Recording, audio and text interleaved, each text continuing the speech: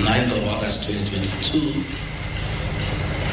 Kenyans woke up early to go and voting their president and deputy president. And out of the millions of Kenyans who turned up, 7.2 million Kenyans decided willingly that Dr. William Ruto should be elected as president and Rigathi Gachagua as elected president. I think it's only fair when members of parliament decide that they want to move the deputy president from office. The people who elected Rigathi Gachagua as deputy president hear his side of the story. I think it's only fair. And I thought it's also respectful to the voters to have the first opportunity to hear from me before the honorable members, because they are the ones who elected me to office. Article 1 of the Kenya Constitution says that the power, the sovereignty of this great nation rests with the people. In Parliament, that is the National Assembly and the Senate, enjoy the delegated authority from the people. It is therefore very important that the people who elected me as deputy president get my response of the very outrageous accusations against their deputy president that have no basis, that is sheer propaganda, that is a scheme to hold me out of office because of other political considerations, and has nothing to do with violation of the Constitution. It has nothing to do with gross misconduct, and it has absolutely nothing to do with committing international or national crimes. The people of Kenya are therefore entitled by right to hear from their deputy president what is his response to those outrageous allegations. Again, an attempt to do a public participation in a very short exercise that was done. My response was not part of what was presented to the people of Kenya. The people of Kenya were being asked to give their views as to whether the deputy president should be impeached from office, and the accusations were attached, but in a highly legalistic language beyond the comprehension of many Kenyans. But the response of the deputy president was not there to enable them make an informed decision by listening to the charges against him and listening to his response. Because the rules of natural justice demand that no man should be condemned unheard. My lawyers will be vigorously challenging that public participation as a nullity, and that does not meet the threshold of public participation as expounded by the Supreme Court of Kenya during the celebrated case of Governor Peter Wabora.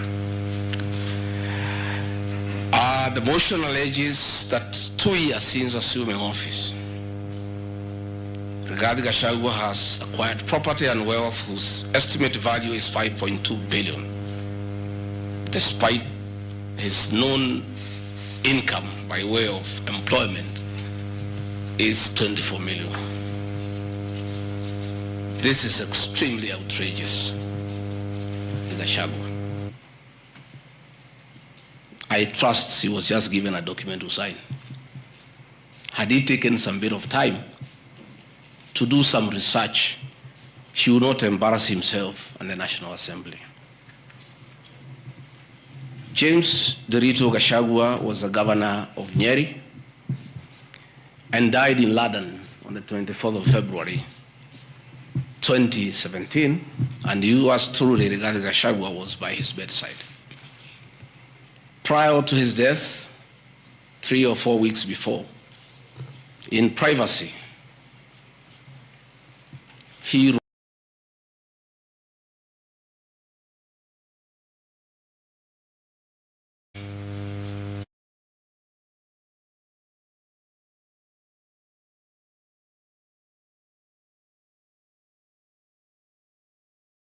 wrote his will. and appointed Rigathi Gachagua as an executor of that will, jointly with Mwai Madenge, his close-time buddy, who is a quantity surveyor, and celebrated lawyer Njoroge Regeru. The three of us were tasked to manage his estate. In the will, you'll be given a copy. He did put his properties and assets and cash and anything that he owned in this world. And among the things that he did put was the Olive Garden Hotel, the Pingo Beach Resort, the Queen's Gate apartment, and Langata high-rise flats. It is these four properties that the Honorable Mutuse alleges in the National Assembly that Rigathi Gachagua has acquired them after becoming Deputy President in 2022 when Rigathi Gachagua died in 2017. It is the most embarrassing allegation a member of parliament can table before the National Assembly. Those properties were constructed and were in operation when the late Gachagua was alive. I take this opportunity to ask for forgiveness to my late brother, James Derito Gachagua, that today, as your younger brother defends himself, he'll defile your privacy by distributing your will that you wrote in privacy. That your properties that you worked so hard for many years to benefit your wives and children are now a subject of discussion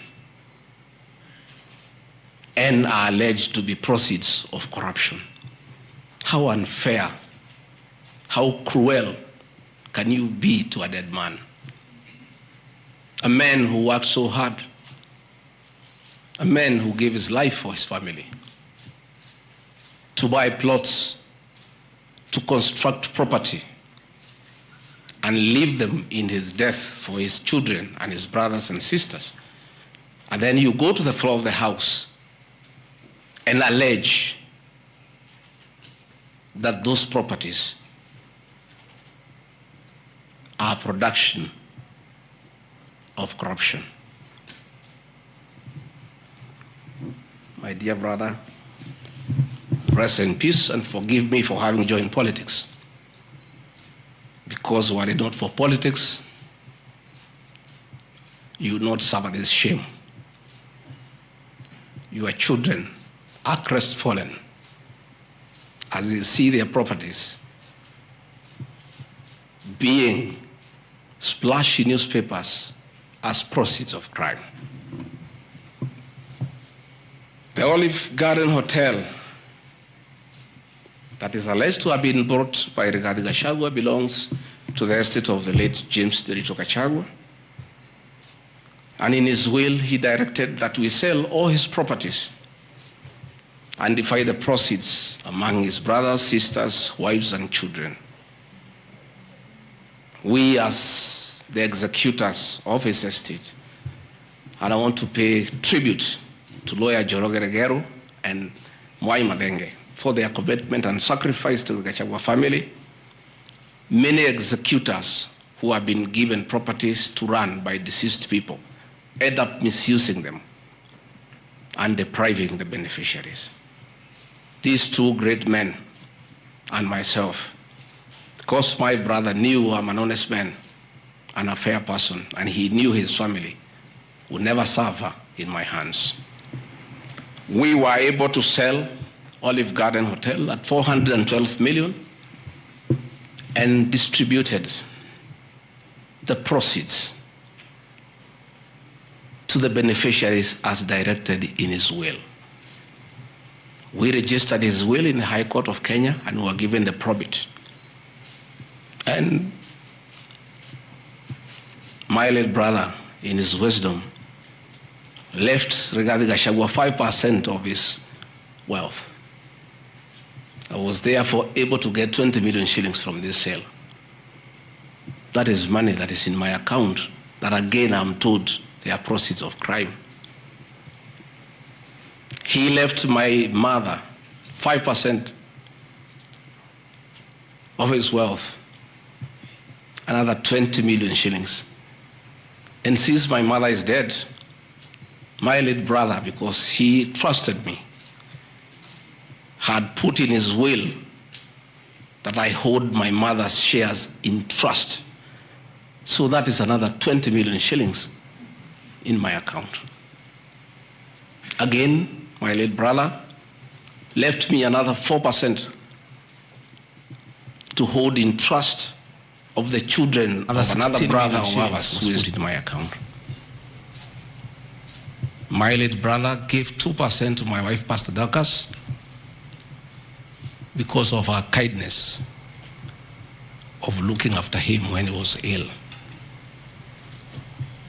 All this money that has come to me from a dead brother, I'm being told are proceeds of crime.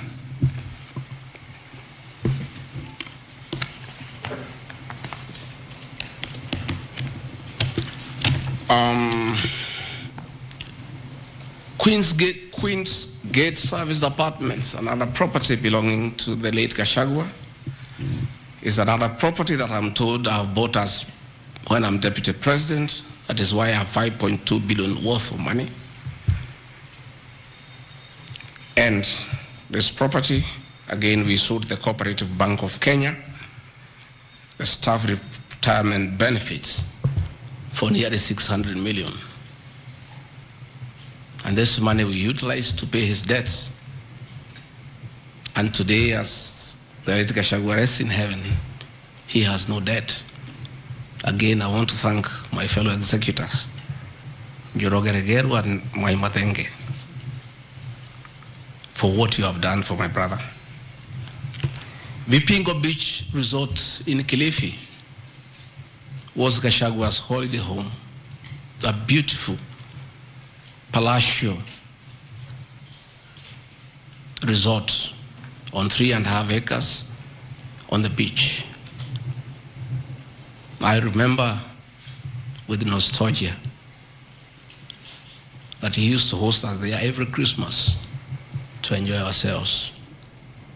This property still belongs to the estate of the deceased because ourselves have a family. We want to retain it for sentimental value so that when we visit there, we remember him and his kindness.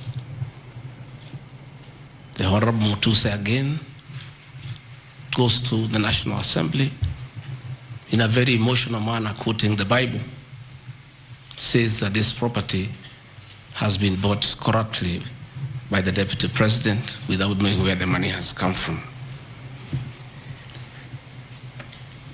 I have seen some land, Rogoro Kiamariga, 1223 in Mathera East constituency. To start with, Rogoro Kiamariga is not in Mathera East constituency. It is in Mathera West constituency. In haste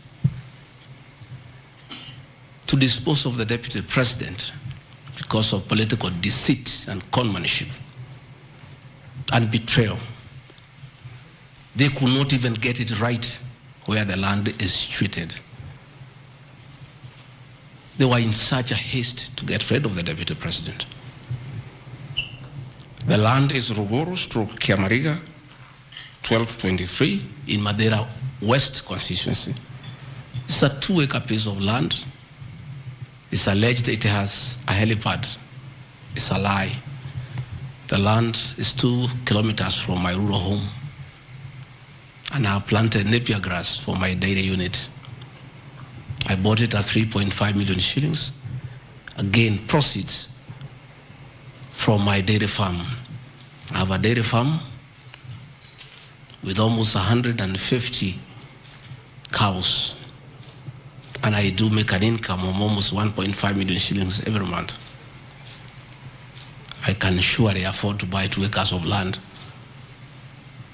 And I take this opportunity to thank my brothers from the Kalenjin community for that dairy farm. Anytime I've gone to the Rift Valley, in appreciation of the support I gave President William Ruto, the Kalenjin community always gives me a cow or two. And within 2 years, I have the largest dairy farm in Madera constituency, courtesy of the Kalenjin people. I want to thank them for their kindness. I have seen an accusation that I've bought 40 acres of land in Kakuret, Kabraine in Kenya, Nyeri constituency as Deputy President of the Republic of Kenya. I saw the Honorable Njoroge Wainaina, the MP for Kenya, signed the notice of motion to impeach me on the allegations, this one being among them.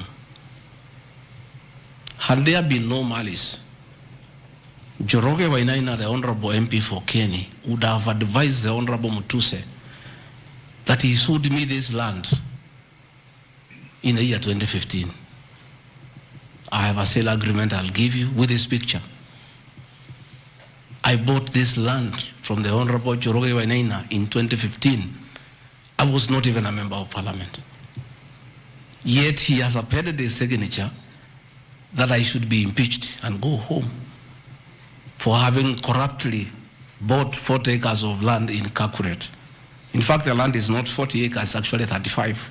The allegation is that it's 40 acres. But that land is 35 acres. The people of Kakuret know it. I bought it from the Honorable MP for Kenya. And had he read this motion, I'm sure he would not have signed it. But as you all know, there was a lot of coercion. There was a lot of intimidation. And I'm sorry that I'm told the Honorable Wainaina is admitted in hospital because of threats, coercion. He's being forced to hang a brother against his will and his conscience. These are the lies that Mutuse brought to the National Assembly, and asking the people of Kenya to get rid of the Deputy President of the Republic of Kenya based on lies. I have seen another ridiculous allegation that the Honorable Rigathi Gachagua, Deputy President of the Republic of Kenya, has since becoming Deputy President, acquired 80 acres of land in Meru. That is false. What is true is that the Deputy President is a member of Solution Circle Limited in Meru. And for those who do not know, the Deputy President is half Meru, half Kikuyu. His mother, the late mother, Kirigo Gachagua, was born in Meru in a place called Katheri, and thereafter settled in Kiberesha. Deputy President Rigathi Gachagua sometimes is a lonely man. His father is dead, his mother is dead. His brother, Derito Gachagua, the governor, died of pancreatic cancer. His brother, Dr. Fred Wachira Gachagua, died because of alcohol. His other brother, Jackson Riani, died because of alcohol. His sisters are married. So when he goes home, many times he's lonely. And he decided to look for some land in Meru where he can go and build a house and be among his relatives, his mother's relatives. And in the process, I identified a 29-acre land and borrowed money from Solution Circle, which I'm paying every month. We'll give you documents to show you that this is 29 acres, not 80 acres, that I have bought from a loan that I have taken as a member of Solution Circle in Meru, the land of my mother, and which I call home. I have seen an allegation that I have a dairy farm in Nyandarua. I don't have a single animal in Nyandarua. I have some little land in a place called Shamata, but I'm yet to do anything about it. I think I just mentioned it to one of the member of parliament for that area called Gachagua that I would like to start a dairy farm. And I think in those rumors in parliament, the Honorable Mutuse went ahead to say that I own a dairy farm in Nyandarua. I own no such farm today, but God willing, because of the good climate in Daragwa, in Shamata, one day, God willing, I'll have a huge dairy farm. I have seen companies listed just to create an impression that Rigathi Gachagua is doing business. I want the people of Kenya to know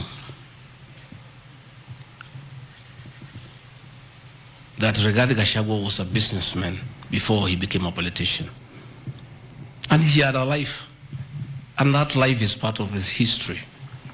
So getting companies that were associated with him 15 years ago, 13 years ago, 10 years ago, and publishing them, it's just being mischievous. My life did not start as deputy president. I left university in 1989 and served the public for 15 years, up to the year 2002. I left for the private sector for another 15 years.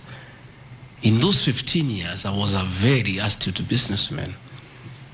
And luckily for me, maybe of you who are not that lucky, it was during the Kibaki era when things were working. The economy was strong, business environment was right, and there was room to make money. And I made money that time. Those are old companies, and they are not trading. And when I became deputy president, a few companies that owned properties, I transferred to my children, and I told them to continue doing business and not to do business with the government because I don't want conflict of interest. I want to confirm to the people of Kenya tonight that no company owned by my children has ever done business with the government, and I'm demanding for proof from the Honorable Mutuse or anybody else linking the Rigathi Gachagua family with business deals with the Kenya government. I agreed with my children that they do business with the private sector, do farming, and run the family business that I bequeathed them. These companies are all listed. And just for clarity, because I don't think they are worth a reply, because there's nothing about them. Rigathi Gachagua Foundation. As a member of parliament, I was educating orphans, I was educating children of single mothers, I was educating children of PWDs. And the education needed to continue, and I don't have the benefit of CDF money. So I started a foundation, the Rigathi Gachagua Foundation, to continue doing the work of charity. I have seen my foundation here. The Honorable Mutuse has not said what crime the Deputy President has done by having a foundation that is non-profit making. For the purposes of clarity, I'll give you the bank statement for this foundation. I have only received a total of 12 million shillings from well-wishers, which have educated children, have educated students at Pwani University, and other venerable people. Dorcas Rigathi Gachagua Foundation, this is just an attempt to bring my family into mud. Every Kenyan knows the work Dorcas Rigathi has done in this country for the boy child. She has opened clinics for addicted children, and she gets a lot of money in her foundation. Since the decision was made that the government will not fund the office of the spouse of the Deputy President, Kenyans of goodwill flock to her every day with cash donations with material donations for her to continue with a very good program she's doing of rehabilitating children in Kilifi, in Mombasa, in Nyandarua, in Laikipia, in Nairobi, and her work is well documented. I am yet to see from the mover of this motion what crime the Rigathi Gachagua Foundation has done. There is no allegation, there is no evidence, there is nothing. Against Rigathi Gachagua Foundation, there is nothing. Spiritway Limited is a company registered by Dorcas Rigathi that does work with the church ministries. This ministry has not traded, does not even have a bank account. It's some strong women of God who have come together to create a company around their issues to preach the gospel. The mover of this motion has not indicated at all what crime this company has committed other than dragging the name of my wife into mud in the National Assembly. Calvary Creed International Limited, as the name suggests, is a company founded by my wife in 2015, long before I became a deputy president. Again, on evangelism and activities to do with the Church of Christ. I have not seen a single allegation against this company. Mothers of the Lord Limited. Again, this is a company incorporated by my wife, Pastor Dorcas, in 2021 with our friends. It has never traded. It does not even have a bank account.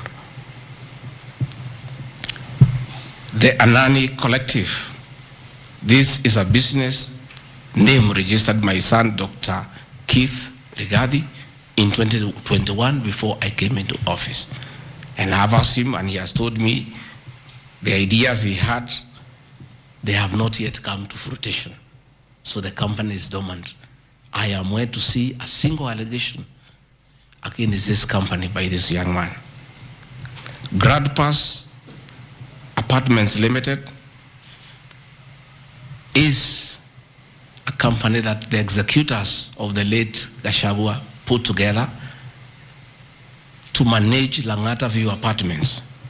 The late Gachagua left 80 apartments for his children in Langata and asked us to sell and distribute the proceeds to the wives, the children, and the brothers in a formula that he gave. In a family meeting that I chaired, we agreed as a family that we should not sell the flats. We should share them so that everybody can be getting a rental income. In that formula, because of the shares he gave to me, I have 10 flats. His daughter has 10, his wife has 5, another one has 2, another has 1. So we did put this company together called Grand Bypass Apartments Limited. This is a company that will be managing those flats on behalf of the beneficiaries of the estate of the late Gachagua. Again, this company has been put here by the Honorable Mutuse as a company that is involved in corruption. A company set to manage flats belonging to a dead good man who had foresight to think about the future of his children. And in his death, he is being haunted on nonsensical allegations simply because a decision has been made that Rigathi Gachagua is no longer useful to this administration. He is a spent cartridge. His work was to help fight Uhuru Kenyatta and get President William Ruto to power. And thereafter, he is of no use. So he should be dispensed with, and somebody else can be appointed against the will of the Kenyan people. That is the viciousness that we are even fighting the dead. How cruel can we be? How insensitive can we be? What is this power thing? that you even fight the dead for you to entrench yourself in power and get rid of your perceived political enemies. I appeal to the people of Kenya to have respect for the dead, if nothing else. People may have money, they may have power, they may have everything, but they must remember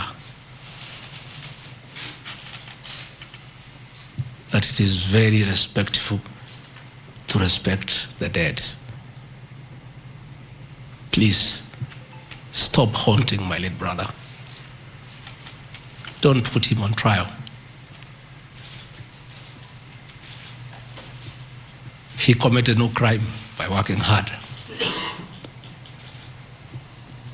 and leaving an inheritance for his children and entrusting his brother, Rigathi Gachagua, to look after that property.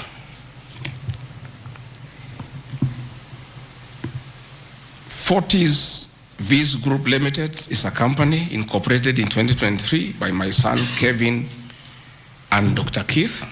Again, some two very enterprising young men. This company has not even taken off. They are still figuring out what business they can do. And before they can even settle down, their father is under siege.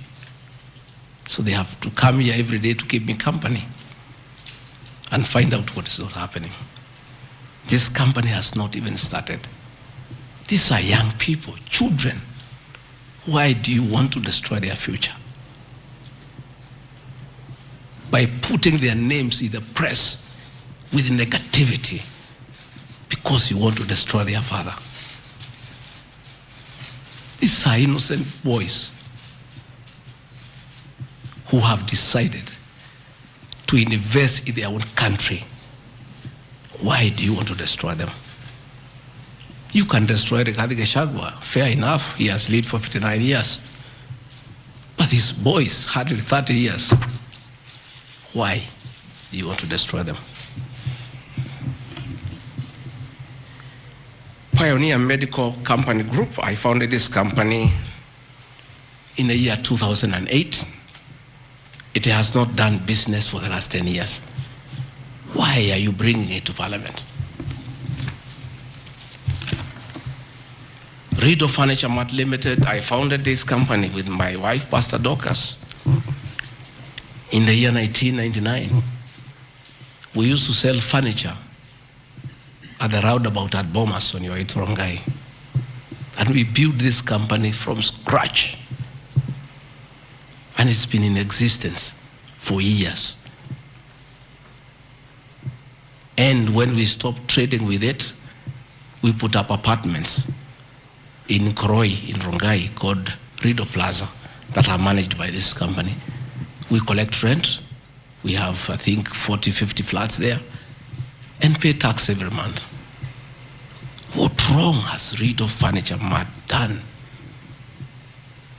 Rido Plaza was constructed in 2012, 10 years before Rigathi Gachagua became deputy president. Even if you want to kill this man and make sure he's totally destroyed, why don't you pursue him for the 2 years he has been in office? Why do you want to go back 20 years before he became deputy president, and criminalize his enterprise and his hard work? Biovet Kenya Limited is a company, again, I founded in 2009. Many years before I even went to Parliament. It has not done business for the last 15 years. Not a single shred of evidence that this company has done wrong. It's not there. Murani Manufacturers Limited. It's a company that is founded by a character from our village and sold some shares to my wife and my children and interested them in manufacturing feeds for pigs and for chicken. It never even took off. This company has never traded in government. It has not done any business. It is actually dormant. I'm told the account has only 132,000 shillings. And you want to set the Deputy President of the Republic of Kenya, a man elected by 7.2 million Kenya shillings, because his wife and children have some shares in a company that has 132,000 shillings. Surely. Delta Merchants Limited is a company I founded in 2009 during the Kibaki era. It has not done business for 15 years. We demand that you see what this company has done. Wamunyoro Investments Limited is a company named after my village in Wamunyoro, which I founded in the year 2001 as a construction company. This company owns a lot of property that I bought in those years when the economy of this country was on sound footing. Since I became Deputy President, we ceased all activities of this company. It has not done a single transaction with anybody. The company is dormant, but it owns property. Those properties were bought and acquired long before I became Deputy President.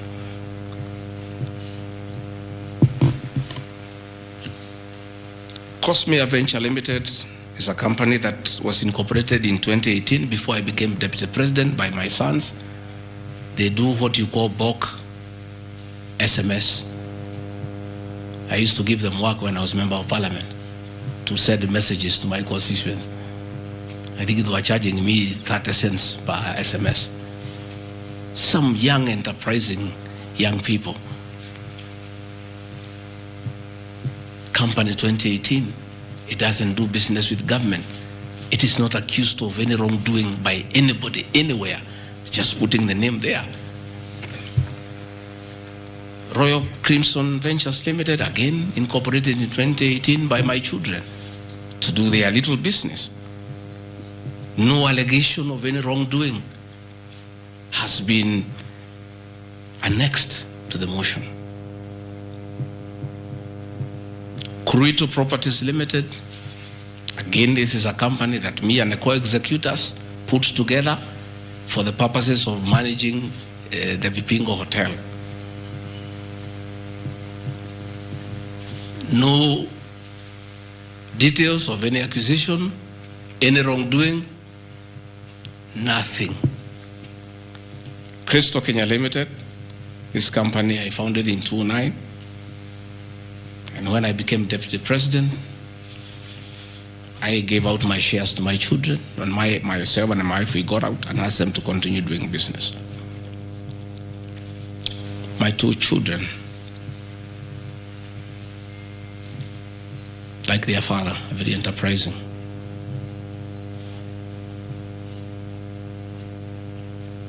Nyeri County, where I come from, we were hit badly by COVID, and all our hotels shut down. Hundreds of jobs were lost. Many people who were supplying to those hotels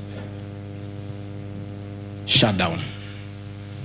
The two most important hotels in Nyeri is the Outspan Hotel and the Treetops Hotel, and they are always run together. The Outspan Hotel was for sale, and my children were interested, and I encouraged them.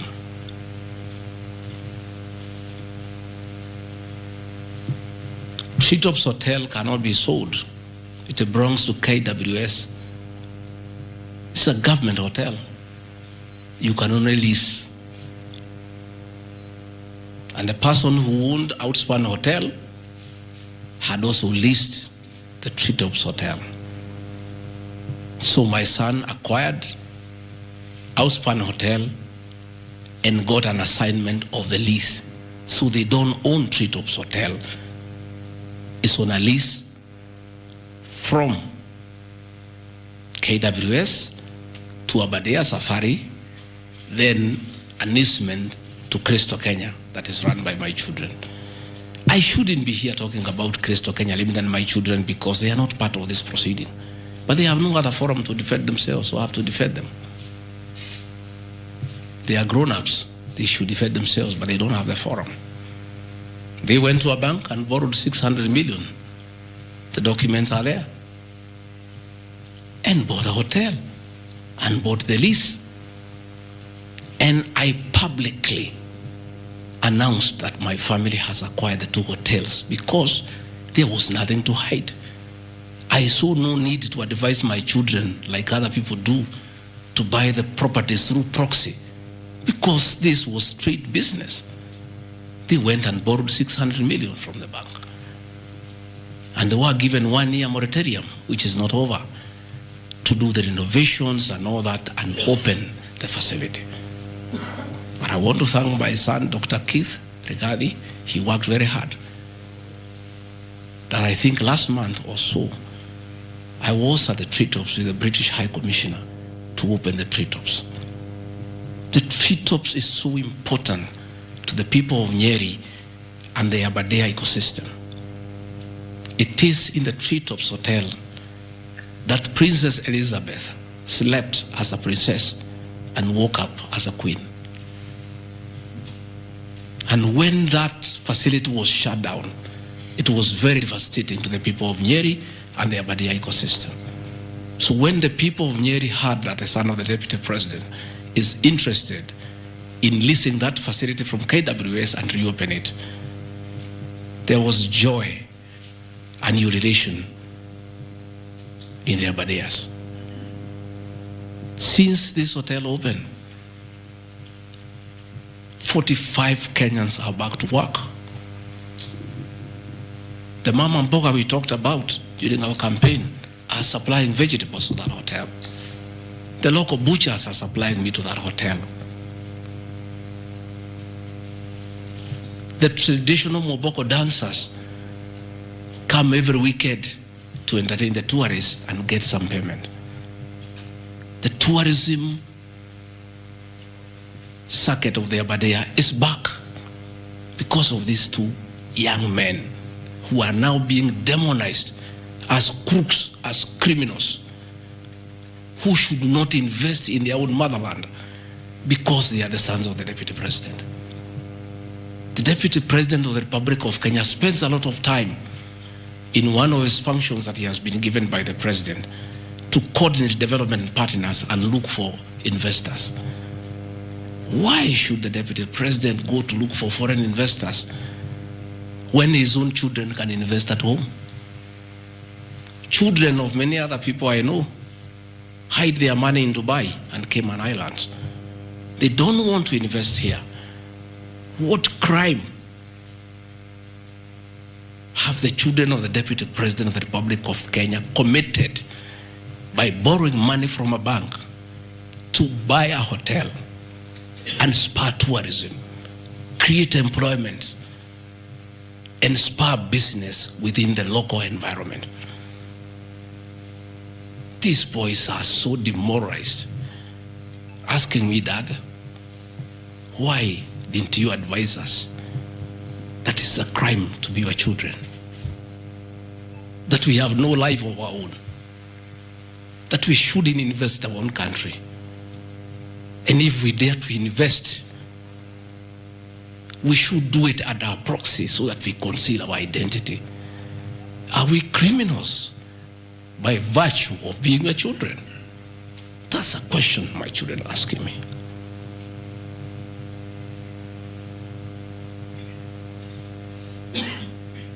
What crime can children of Kenya commit to borrow money from a bank and start an enterprise and employ people and spur tourism? How unfair can a country be to its young population to condemn them for being enterprising? I'm being told by the National Assembly that I need to be impeached from office because my children have dared to borrow money, buy property in their name and invest in their own country. And for that, their father should be sent home.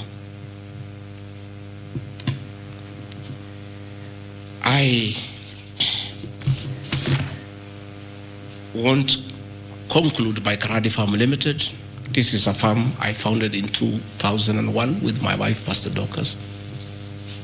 And it runs our farms. It runs our dairy farm in Nyeri that is doing very well. I'm making $1 million shillings or so every month. And I sell calves, and it's doing very well. And my farm now has become a model farm for the local farmers. We are doing chicken, we are doing rabbits, we are doing sheep. Again, nobody has told me what crime has Karandi Farm committed. Technical Supplies and Services Kenya Limited, a company I founded in 2001. I did business during the Kibaki era. When things got very bad, I stopped doing business with it. It has not done business for the last 8 years. And of course, in the 2 years I've been deputy president. I want proof. Tomorrow, the National Assembly to table proof what these companies have done.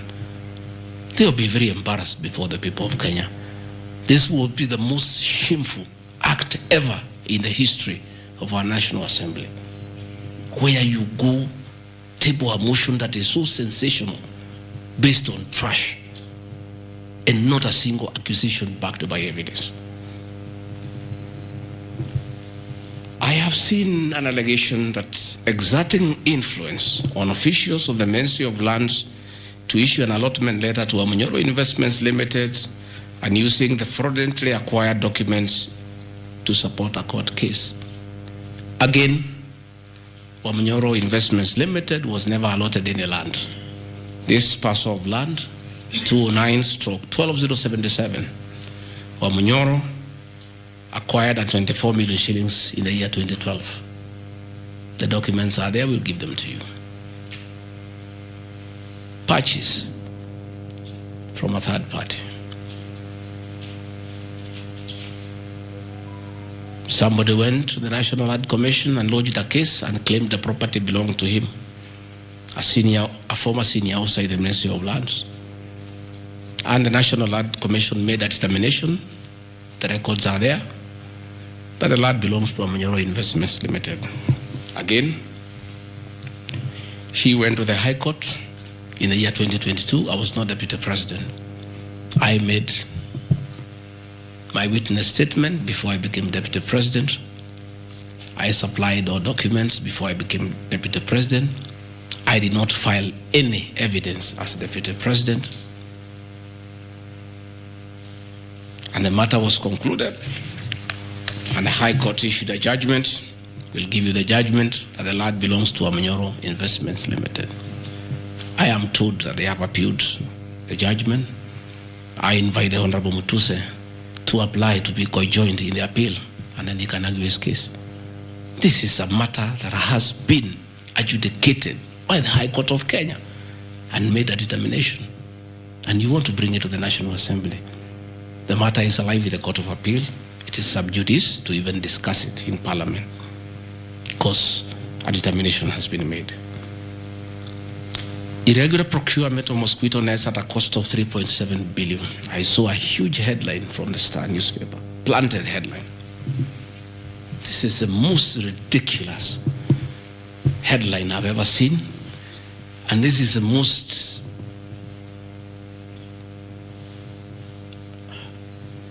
I lack a proper one, and I don't want to speak in Kikuyu.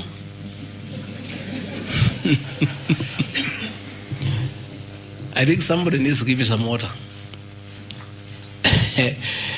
What I'm looking for.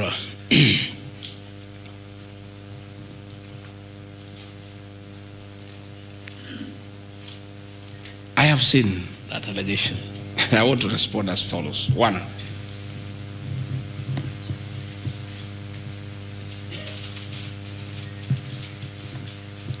there is Andrew Mulwa, he has sworn an affidavit with the false allegations. And he had better be very careful. Because he has made a statement on oath. In the affidavit, he says that Deputy President was involved in KEMSA 3.7 billion irregular procurement of malaria nets, either directly or through proxies. Further,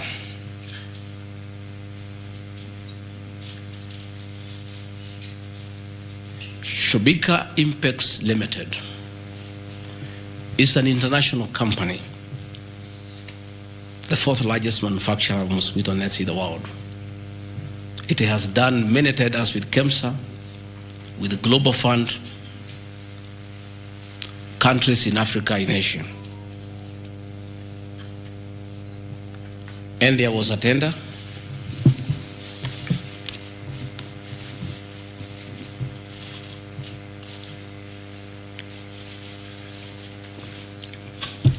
There was a tender funded by Global Fund through KEMSA, and it was an international tender for manufacturers. The company owned by my son Christo Kenya Limited are not manufacturers, and they did not participate in any way in the tender. In any way. What happened is that in the year 2014, 8 years before I became Deputy President, Shobika Impex Limited appointed Christo Kenya as their local agent, whose work is to do their errands and follow their supplies at the ports of entry. Christo Kenya did not participate in this tender. It was done by Shobika. KEMSA wrote to Shobika and said, your tender was not successful because you had a problem with pagination of your security document. Pagination. Those of you who have done tenders, you number the pages. And if they are not right, you can be disqualified. And therefore, they were told, can you come and collect your bid board, your original bid board? That's what happens. If you participate in a tender and you don't win, you are asked to collect your bid board. And they kept on coming to collect the bid board. It was not available for almost 3 months. And they asked the local agent, that is Christo Kenya Limited, can you follow up on our behalf? We participated in this tender. We did not win. We have a letter asking us to collect the bid board. We are waiting for it because this is money that is tied as our agent in Kenya. Can you follow up? And that is why when my son on behalf of Christo Kenya Limited went to KEMSA trying to follow up. And when it was not working, he brought it to my attention and I made a call to Mr. Andrew Mulwa, asking, my son has been here. There's a little issue about a bid board of an unsuccessful tenderer. Why is it that this is money that is tied? And these are foreigners, these are foreign investors. We don't want to make life difficult for them. Please, why don't you release it to it unless there's a problem? And he said, no, the matter is under investigation.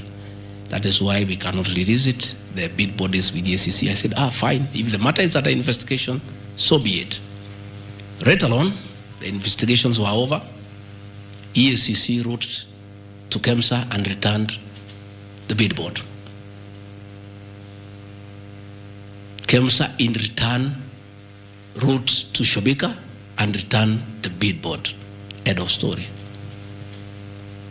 Shobika did not win the tender. They were not awarded the contract to supply the nets. No nets were supplied by Shobika. No public funds were lost. And we are told by Deputy President asking why a bid board to a tenderer who has failed to win cannot be returned. He endangered the lives of the people of Kenya. That is how absurd the allegation is. There is no evidence that the company with my son participated in the tender. They did not participate. There is no evidence that the Deputy President interfered with the tender. The only crime is that urging so that we don't frustrate foreign investors. If they were not successful, why are you keeping their tender security? You need to give it to them. And it was a lot of money. I think it was 500 million or something like that.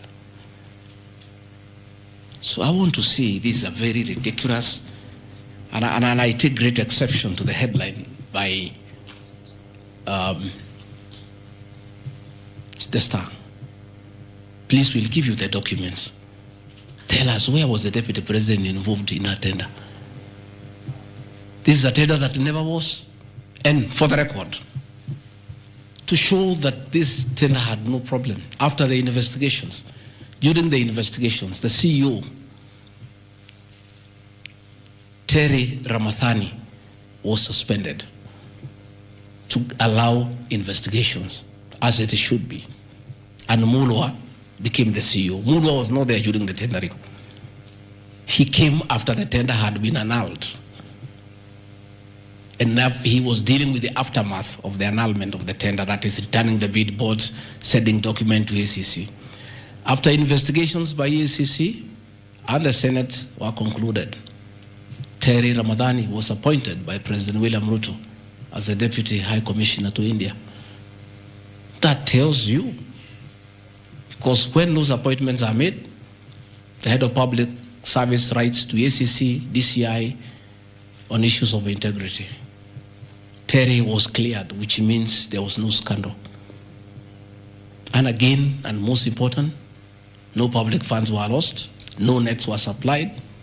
Therefore, this is another fishing expedition to just justify the 5.2 billion. I think that is why they were putting the 3.7 billion to make the maths to add up. You know, when you want to talk big figures, you must look for 3.7, 600 and all that. Even all these things I've read here, if you take your phones, we are nowhere even, we have not reached 2 billion. Because Olive Garden, 400 million. Queen's Gate Apartment, 600 million. Outspan and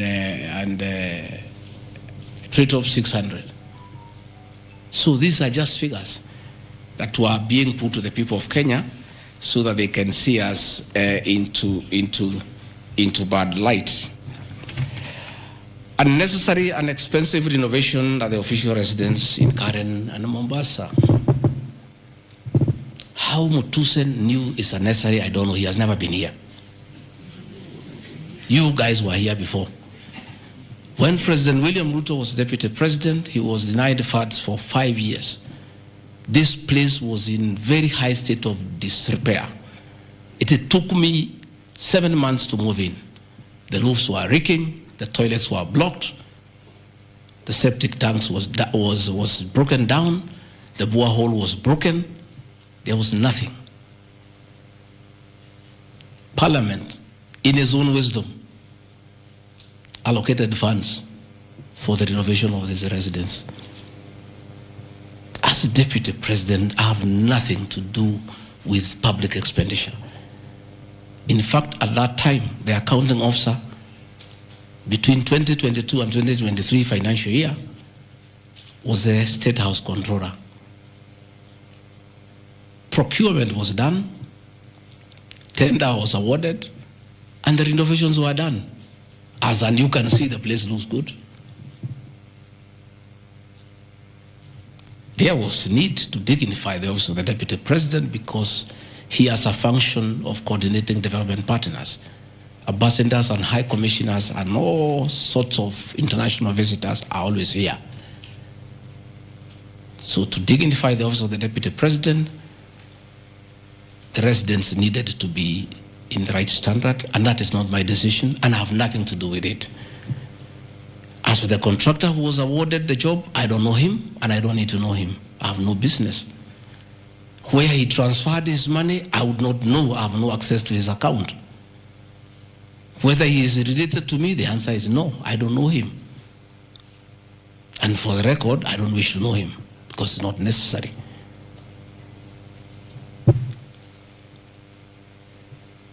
Government expenditure is audited every year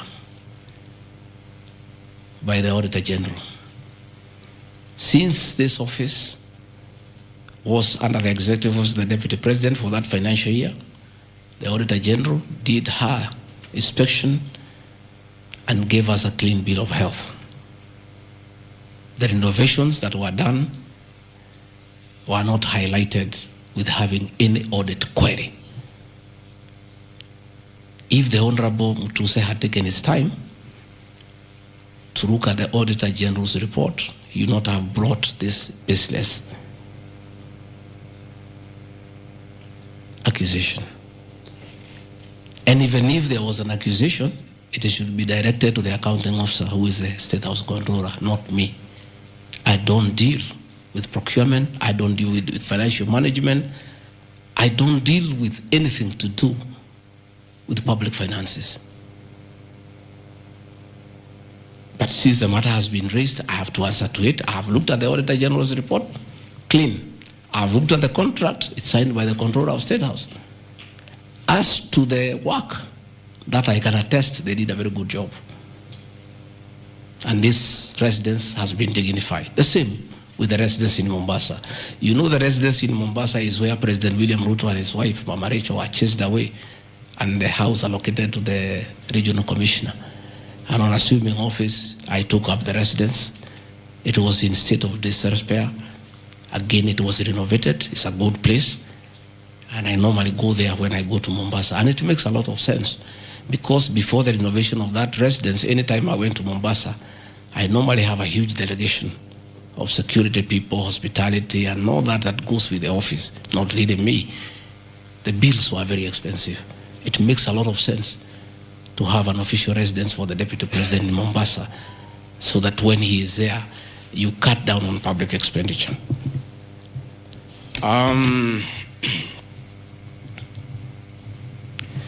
Dubiously acquiring a substantial portion of sum of 100 million paid to Lusona Events Limited. Again, that's another ridiculous accusation from the North. This is people who give services here for events. We have many meetings. You have come here for IBEC. There are tents put up here to the required standard. We have meetings here for development partners. This is a very busy residence. Most of you have been here. Again, I don't get involved in procurement. That is the work of the accounting officer and his team in public finance management. As to the person who does that work, I don't know he or she, and I have no business knowing who does the work. Those are things that are not in my purview.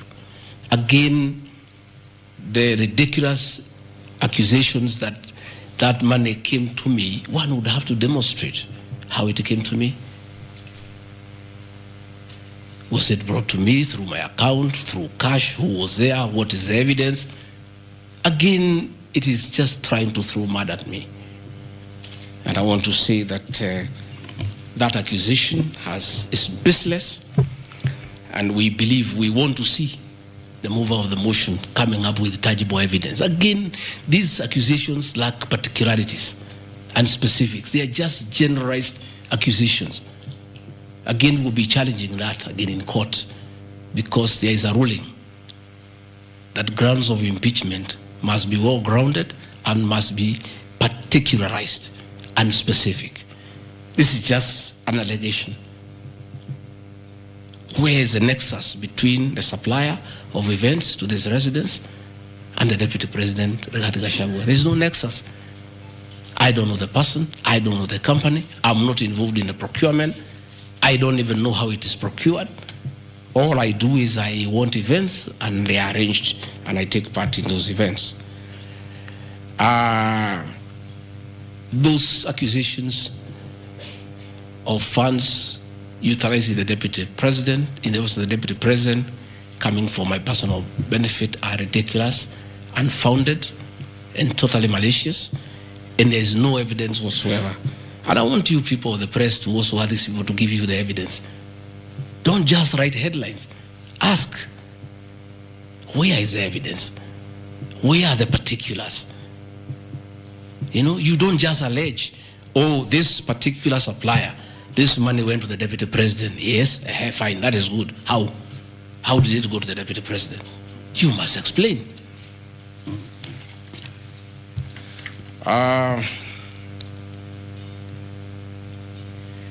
Alleged sensational but false allegations against Lady Justice Esther Maina. It is alleged that the special notice of motion at ground 4 had a gross violation of the Constitution, that I publicly attacked the Lady Justice Esther Maina and forcibly threatened to bring action against her. I did not threaten to bring any action against Justice Maina. I did bring action against her. I was just informing the public because I'm a public officer and I have freedom of speech. I have filed petition before the Judicial Service Commission against Justice Esther Maina in issues I felt I did not get proper justice. So I did not threaten her. I did what the law says. If you are not happy with the conduct of a judge, you file a petition before the the Judicial Service Commission, which I have done. Again, I don't want to delve before the matters because it is against sub judice, but that I have done. So I cannot be threatened. I cannot be said to threaten her. And again, I have a right as a leader, as a Kenyan, to say what I'm doing. And I did say publicly that I will bring a petition against her, and I have done it. And the evidence is there. You see it. We have filed a petition, and we are waiting for it to be concluded.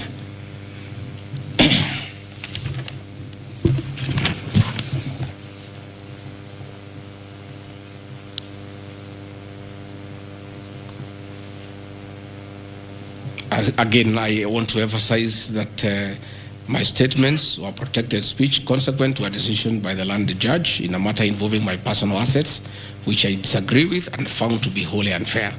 The matter having been concluded at that stage, my criticism of the decision was not sub judice, nor in any other manner prohibited by law. While I respond to the ruling of the land judge, I was in absolute disagreement with it. Contrary to the assertions, the special motion, I did not forcibly threaten to bring action against the learned judge. I took legal action available to every citizen of Kenya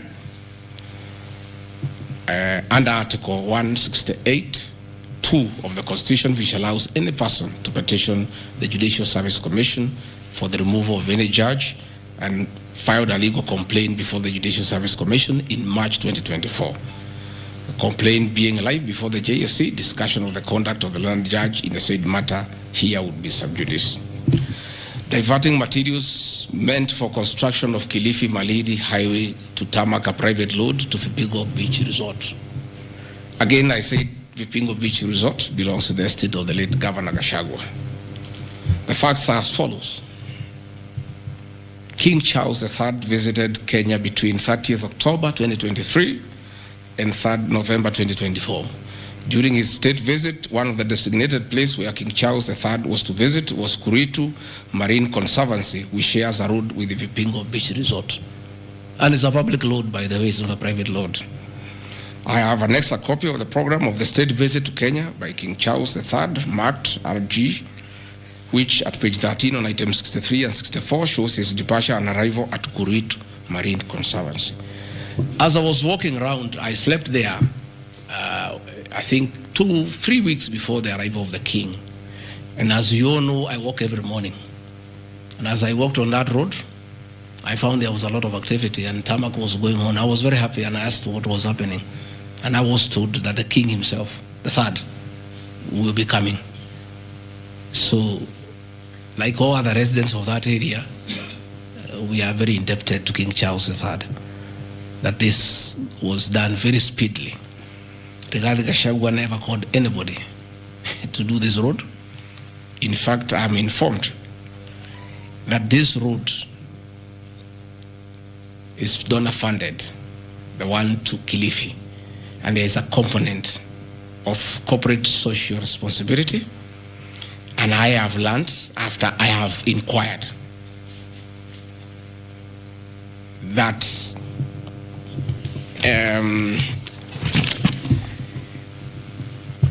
these people of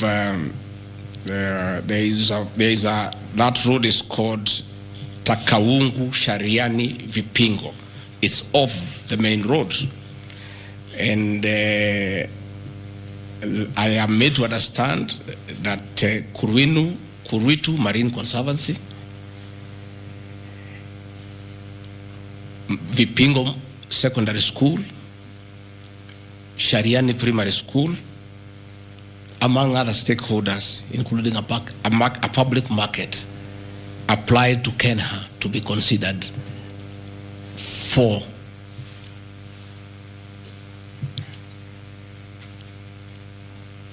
corporate social responsibility. And I think the issue of the king hastened that request. And that's why I said we are grateful to the king. Again, I invite evidence to show that I influenced that road. In any case,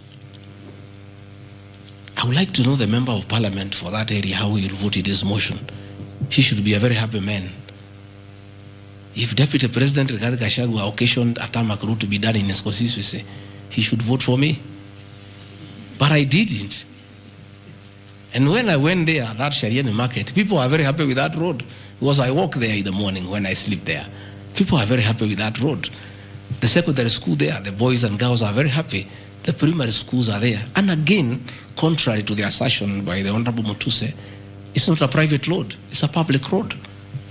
And it is serving many people, a primary school, a secondary school, a market, and a whole community, including the family of the estate of the late Governor Gachagua. We are just beneficiaries of good deeds by our government that were hastened by the arrival of His Majesty the King III. Undermining the President and the Cabinet by allegedly making contradictory public statements from the position taken by Cabinet regarding the evacuation of the people residing along Nairobi River. To start with, for the record, President William Ruto has never complained to me that have undermined him. If he has told that to Honorable Mutuse, I would like to know that he has complained to Honorable Mutuse that his deputy has undermined him. Article 147 of the Constitution provides the Deputy President shall be the principal assistant to the President and shall deputize for the President in the execution of the President's functions. Article 28, which states that every person has inherent dignity and the right to have that dignity respected and protected. Article 29C, which states that every person has the right to freedom and security of the person, which includes the right not to be subjected to any form of violence from either public or private sources. Section 152G1 of the Land Act, which states that notwithstanding any provisions to the contrary in this act or in any other written law, all eviction shall be carried out in strict accordance with the following procedures. A, be preceded by proper identification of those taking part in the eviction or demolitions. B, be preceded by the presentation of the formal authorizations for the action. C, where groups of people are involved, government officials or their representatives to be present during an eviction. D, to be carried out in a manner which respects the dignity, right to life and security of those affected. Included special measures to ensure effective protection to groups and people who are vulnerable, such as women, children and elderly, and persons with disabilities. F, include special measures to ensure that there is no arbitrary deprivation of property or possessions as a result of the eviction. G, include mechanisms to protect property and possessions left behind involuntarily from destruction. H, respect the principles of necessity and proportionality during the use of force and give the affected person the first priority to demolish and salvage their property. Critically, our Constitution provides at Section 147(2) that first, the Deputy President shall perform the functions conferred by these constitutions and any other functions of the President as the President may assign. Pursuant to Article 3 of the Constitution, I, as well as every citizen of Kenya and state of public officers, have the obligation to respect, uphold, and defend the Constitution in performing any of my functions. The national values and principles of governance contained in Article 10 of the Constitution by those state organs, public officers, and all persons, including myself as the Deputy President, wherever we make or implement public policy decisions. In relation to this matter, these national values and principles include the rule of law, democracy, and participation of the people, human dignity, equity, social justice, inclusiveness, equality, human rights, non-discrimination, and protection of the marginalized. Adherence to these principles became extremely important when we, as state officers, are contemplating legal evacuation of citizens with a duty to avoid inhuman forced evictions that would be contrary to our Constitution and international law. While campaigning with the President, and subsequently when I was sworn in as Deputy President, you can remember, I promised as a key pillar to the Kenya Kwanza government that there will be no forced and unlawful evictions, and that all evictions shall be human and entail legal compensation. You remember my inauguration speech. I said never again shall this administration carry out inhuman evictions in a brutal manner as was done in the previous administration. I and my office, the Office of the Deputy President, have undertaken extensive engagement with all parties in regard to the cabinet decision on eviction, which I fully support, including the Nairobi River, which is an entity under the ODP and County Government of Nairobi. Adherence to these principles become extremely important when we as state officers are contemplating legal evacuation of citizens with a duty to avoid inhuman forced evictions that would be contrary to our Constitution and international law. Guideline number 6 of the United Nations General Assembly, guidelines for the implementation of the rights to adequate housing, prohibits forced evictions, and the state should ensure that any eviction under domestic law are fully compliant with international law. The guidelines further require meaningful engagement with communities to ensure that the rights of residents are implemented cooperatively without the need for eviction procedures or police enforcement. I have supported the implementation of cabinet directives on the eviction, safe for the fact that on being informed that each person residing along the Nairobi River was being evicted and paid only 10,000 shillings, which I and many other Kenyans felt inadequate compensation for eviction. I insisted that the government should abide by constitutional dictates and international norms while implementing any cabinet decision, including eviction, and maintain the dignity of citizens of Kenya facing evictions.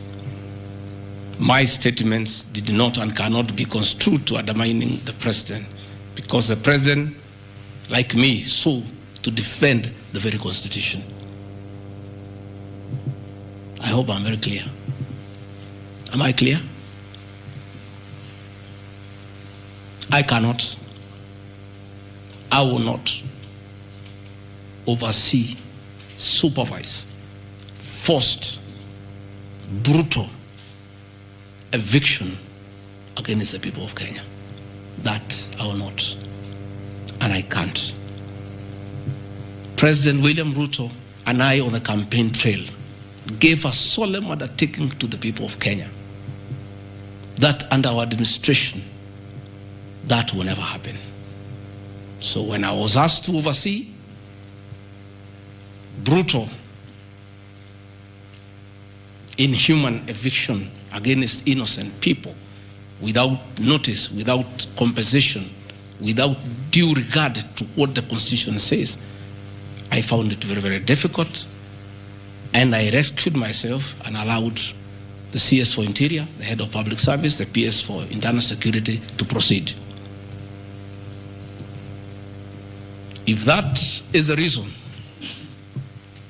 why Rigathi Gachagua should be impeached as Deputy President of the Republic of Kenya and sent home for refusing to undermine the Constitution, for saying no to brutal an inhuman eviction of poor Kenyans, let it be. Undermining devolution by allegedly holding a meeting in Nairobi. Good people. I'm sure you are as embarrassed as I am. That a deputy president holding a public meeting to talk to the people of Kenya is undermining devolution. To start with, Deputy President Rigathi Gachagua, in the duties spelled out by the President under Executive Order number 1 of 2023, he has the duties to coordinate intergovernmental relations. I work with the governors. This is the home of devolution. I hold meetings with the governors every day. I chair IBEC. I cannot be accused. And I need evidence tabled that I undermined devolution. The motion alleges that on 29 September 2024, I unlawfully interfered with the running of the Nairobi City Council government by holding a public rally where I allegedly incited citizens against law of directives of the county government on planning and relocation of markets. This is my response. It is not true that I incited citizens against the law of directives of the county government, as alleged. I wish to clarify and point out that when I held the public rally, I merely requested the governor of Nairobi County to speak and listen to grievances which were being raised by the market traders. Videos will be produced tomorrow in the National Assembly. I, Rigathi Gachagua, asking Governor Sakaja to take time to listen to the people and listen to their grievances. The traders had sought me out to intervene and request the governor on their behalf to dialogue with them and seek a solution to their grievances with regard to the relocation of markets. Had the governor listened to these traders, they would have had no business coming looking for me. All I was saying is listen to the people. Before you relocate them, have public participation. Most of those traders have lived in Wakulima market for 40 years. They wanted to discuss with the governor what happens to us, what happens to our customers, what happens to the distances that we cover, what about the extra cost of going to the new relocation. And I think the traders were right. Requesting a meeting with an elected leader is their right. And when they requested me to go and meet them, because they were desperate and they needed somebody to hear to them, I did go and speak to them. Again, this motion alleges that on 20 September 2024, I unlawfully interfered with the running of the Nairobi City Council by inciting citizens against law of directives of the county government. The leadership of Nairobi business traders approached me sometime in March 2024 at my official residence to discuss multiple issues affecting business and requested engagement in the resolution and intervention on these issues adverse to business. Consequent to this meeting, I directed that short, medium, and long-term strategies be undertaken, coordinated by the Office of the Deputy President, to address the issues raised that are cross-cutting with agencies including KRA, Kenya Post Authority, Counterfeit Authority, Kenya Bureau of Standards, the National Police Service, Kenya Corporate Board, given that devolution is under the Office of the Deputy President. I was just doing my work. On 11th April 2024, the Small Traders and Government Agencies Technical Committee, coordinated by my office, held a meeting to discuss issues raised by the small traders, including Mudhurwa Market, attended by ODP staff in a supportive role in keeping with the draft framework of cooperation and engagement between government, Nairobi City County, and the Nairobi business traders. Subsequent to that meeting, a meeting on 24th April 2024 between Nairobi City Council and the Nairobi small traders and numerous others, the ODP on 22nd July 2024 invited His Excellency Johnson Sakaja, among other state officers, to a meeting at ODP. Officers scheduled for 22nd July 2024 to review the draft framework of the cooperation and engagement between the small traders and the government of Kenya. On 3rd September 2024, the ODP wrote to Governor Johnson Sakaja and all other stakeholders submitting a final combined draft of the framework for review and feedback. After all the engagement between all the parties and the draft framework, Governor Sakaja decided to arbitrarily proceed with the relocation of Muthurwa Market. That gave rise to the cry by the people. Meetings had been held, a framework had been agreed on. And as an elected leader, as deputy president, I think going to listen to people who are in anguish, who are crying, is responsible leadership. The government that President William Ruto and I lead is a listening government. And going to listen to people cannot be an impeachable crime. I would like to know how members of parliament would want to send me home for going to listen to people who are crying that they need to be listened to. I would like to understand. Undermining devolution by allegedly holding meetings to fight alcohol.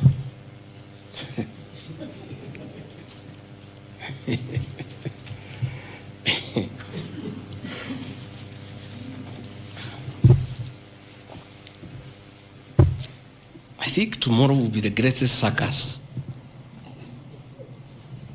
Or do I call it the theater of the absurd? That Deputy President Rigathi Gachagua, undertaking duties assigned to him by the President to fight illicit brews and drugs across the country, should be impeached because by doing so, he is interfering with the devolution. I held meetings in Nyeri, attended by Governor Kahiga, Governor Waiguru, Governor Irogo Kangata, Governor Wamatangi, Governor Kiari Badilisha. I held a meeting in Chuka, attended by governors of Embu, of Tharaka Nithi, of Meru.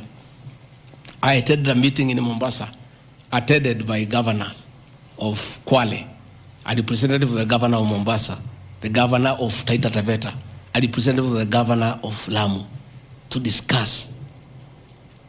I held a meeting in Nakuru, nearly with all governors present, and all of us jointly, under my chairmanship, the Ministry of Interior and Governors, we agreed on how to tackle the menace of illicit brews. And we have a good story to tell. Out of those efforts, our young men who are sleeping in trenches are back home. Women are very happy. Their husbands are back home and they are bringing food. In fact, some children have been born. Some have even been named Githuki because of the effort that I have put in fighting illicit brews.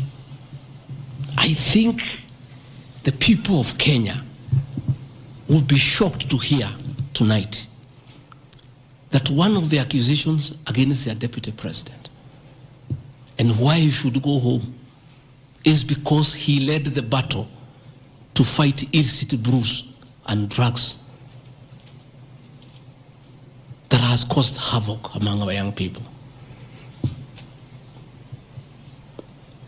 Please, if Rigathi Gachagua is a problem, why don't you assign this job to somebody else? Because this job must be done.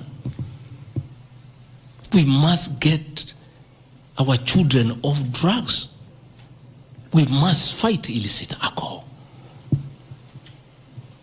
And saying that you want to impeach the deputy president because fighting illicit brews and drugs is interfering with the devolution.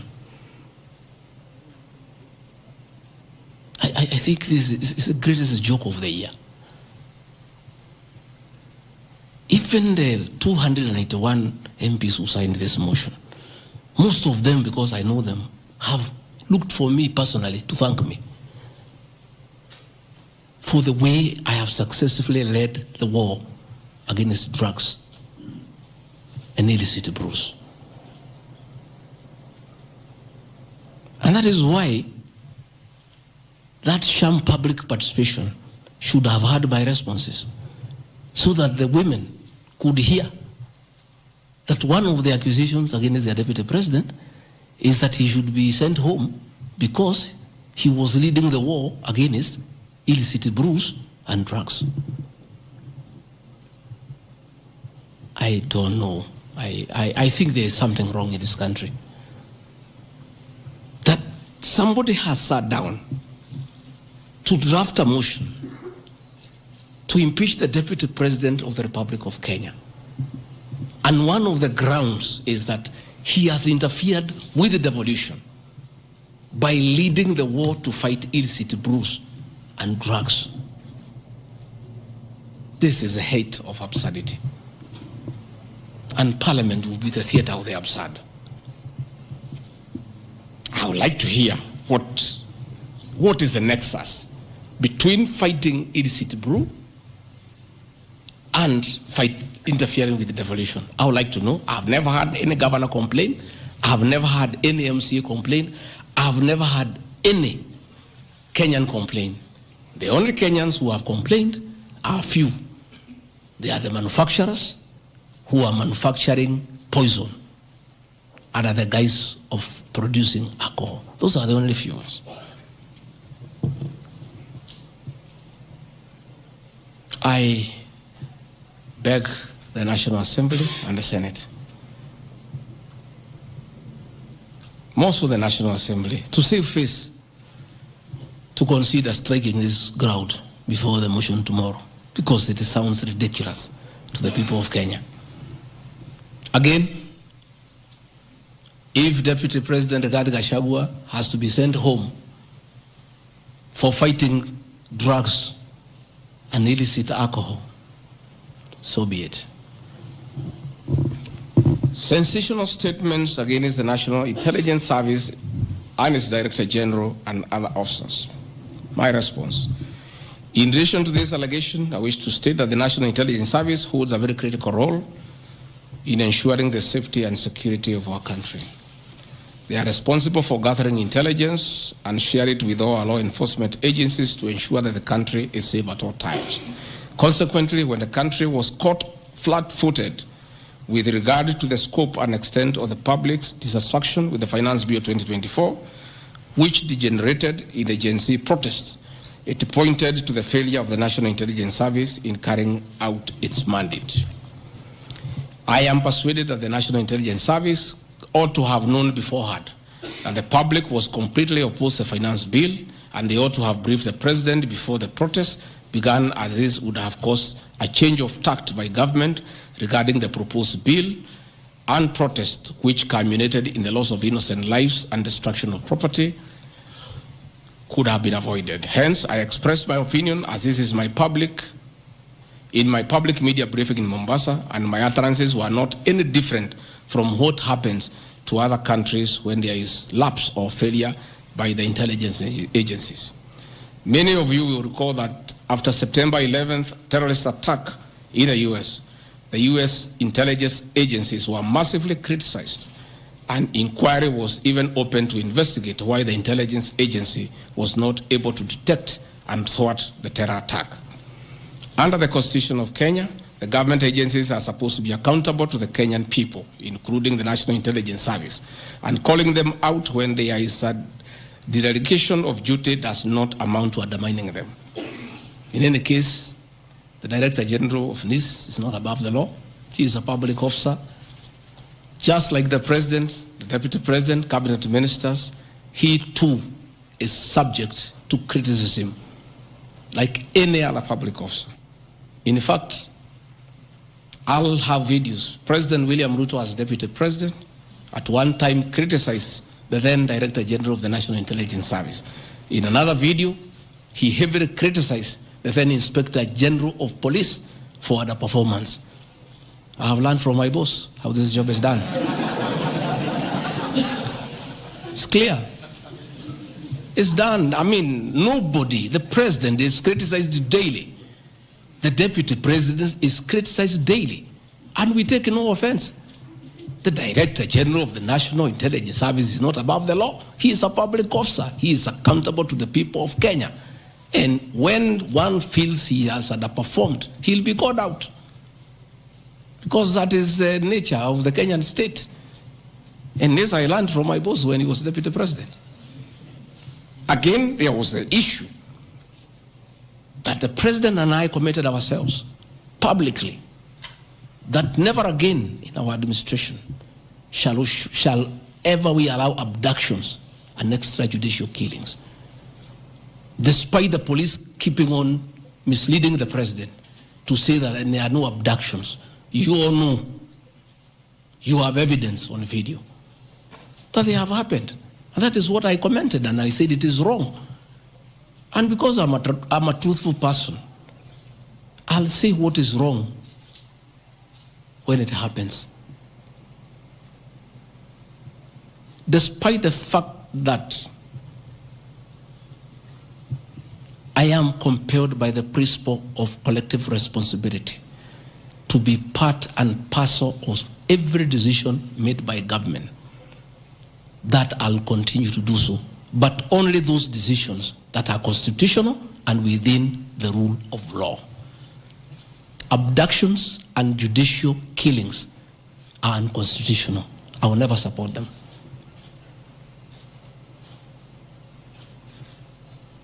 President William Ruto has been criticized left, right, and center.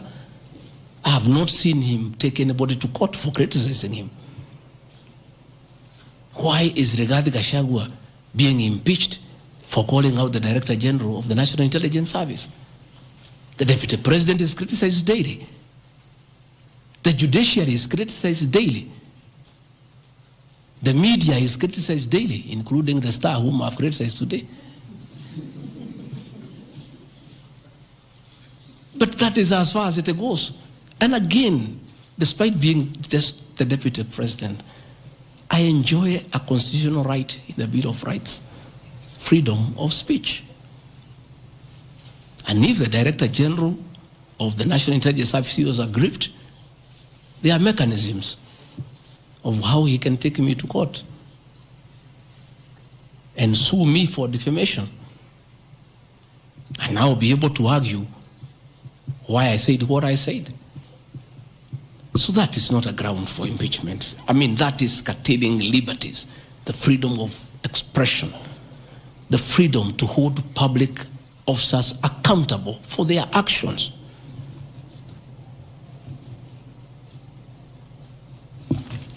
And I want to say finally,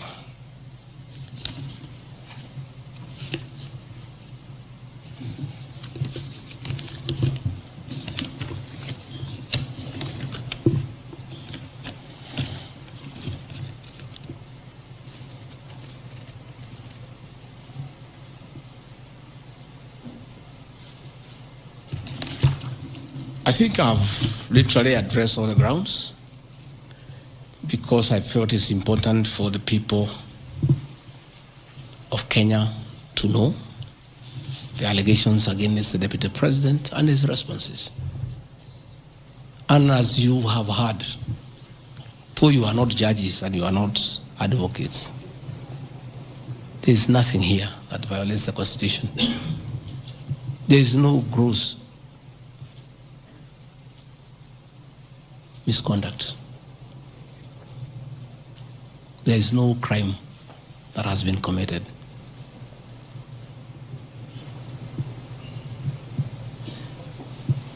I'm innocent on all these charges, and I want to clarify my apology yesterday to the President did not in any way imply that I'm guilty of these charges. I'm not.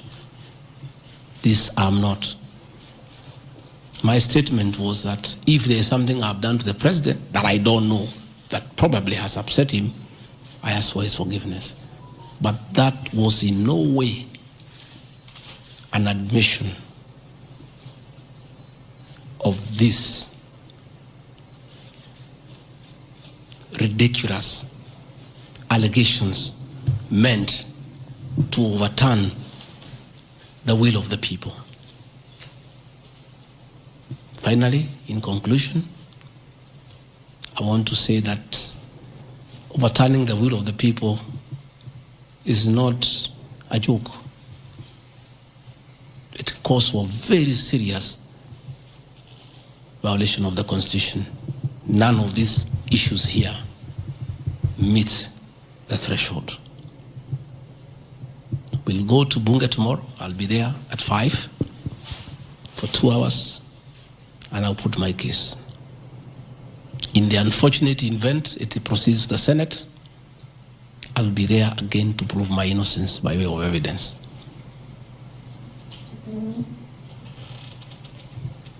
When I called this press conference, there was a lot of speculation that Rigathi Gachagua wants to resign.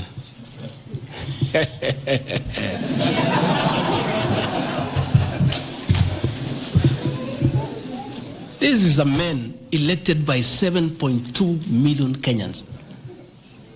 How dare you suggest to him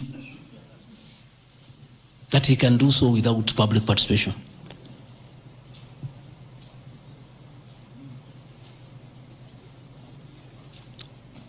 I have no intention whatsoever to resign from this job. I'll fight to the end. I have tremendous respect for our judiciary and the professional judges of the High Court, the Court of Appeal, and the Supreme Court. And in the professional manner, they have handled serious issues affecting Kenya. The impeachment of a deputy president elected by 7.2 million Kenyans is not a small matter that can hastily be decided by a few members of parliament and senators and wish it away.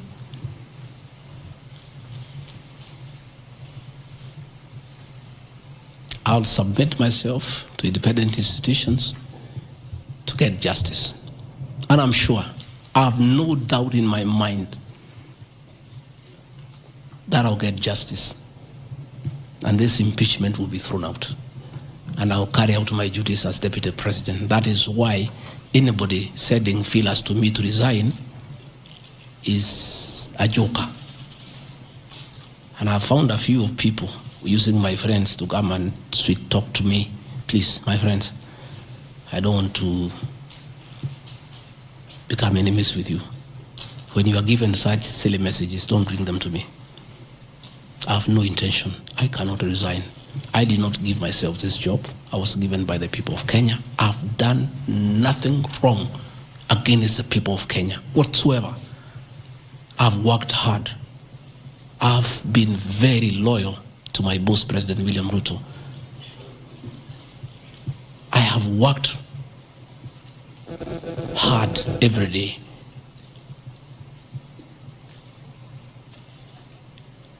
And I will not be distracted. I think there's one issue I've forgotten, one ground. The issue of the shareholding, isn't it? Even you guys can remind me if there's one issue that I have not dealt with.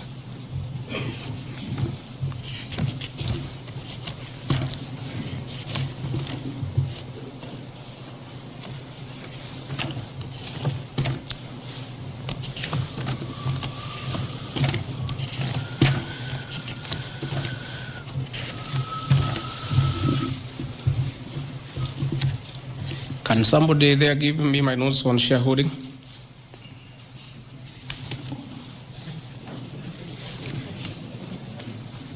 Yeah, I have them here. That's okay. Yeah, this is an important one. Yeah, there are several. I had not, there are a few silly ones. There's one that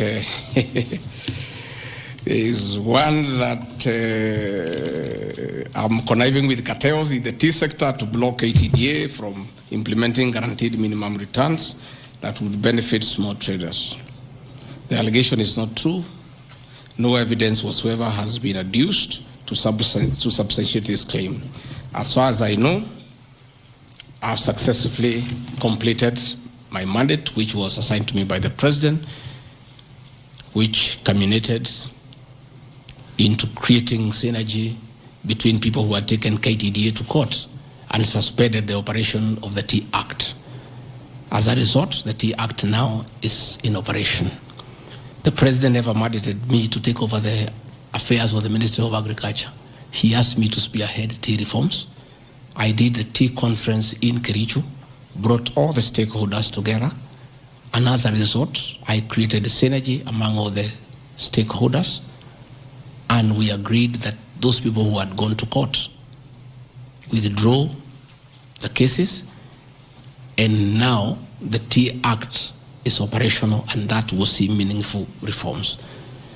As to claims that I have stopped the selling of tea in Mombasa, there is no evidence to that effect, and I want to call upon the Honorable Mutuse to provide that evidence. Again, in matters coffee, I was given the job by the President to initiate the coffee reforms, which I have done successfully. I held the coffee conference in Meru for 3 days in 2023. For the last 2 years, I have been working with stakeholders, including members of Parliament and the Senate, which has culminated into 2 bills: the Coffee Bill 2023 and the Cooperative Bill 2023.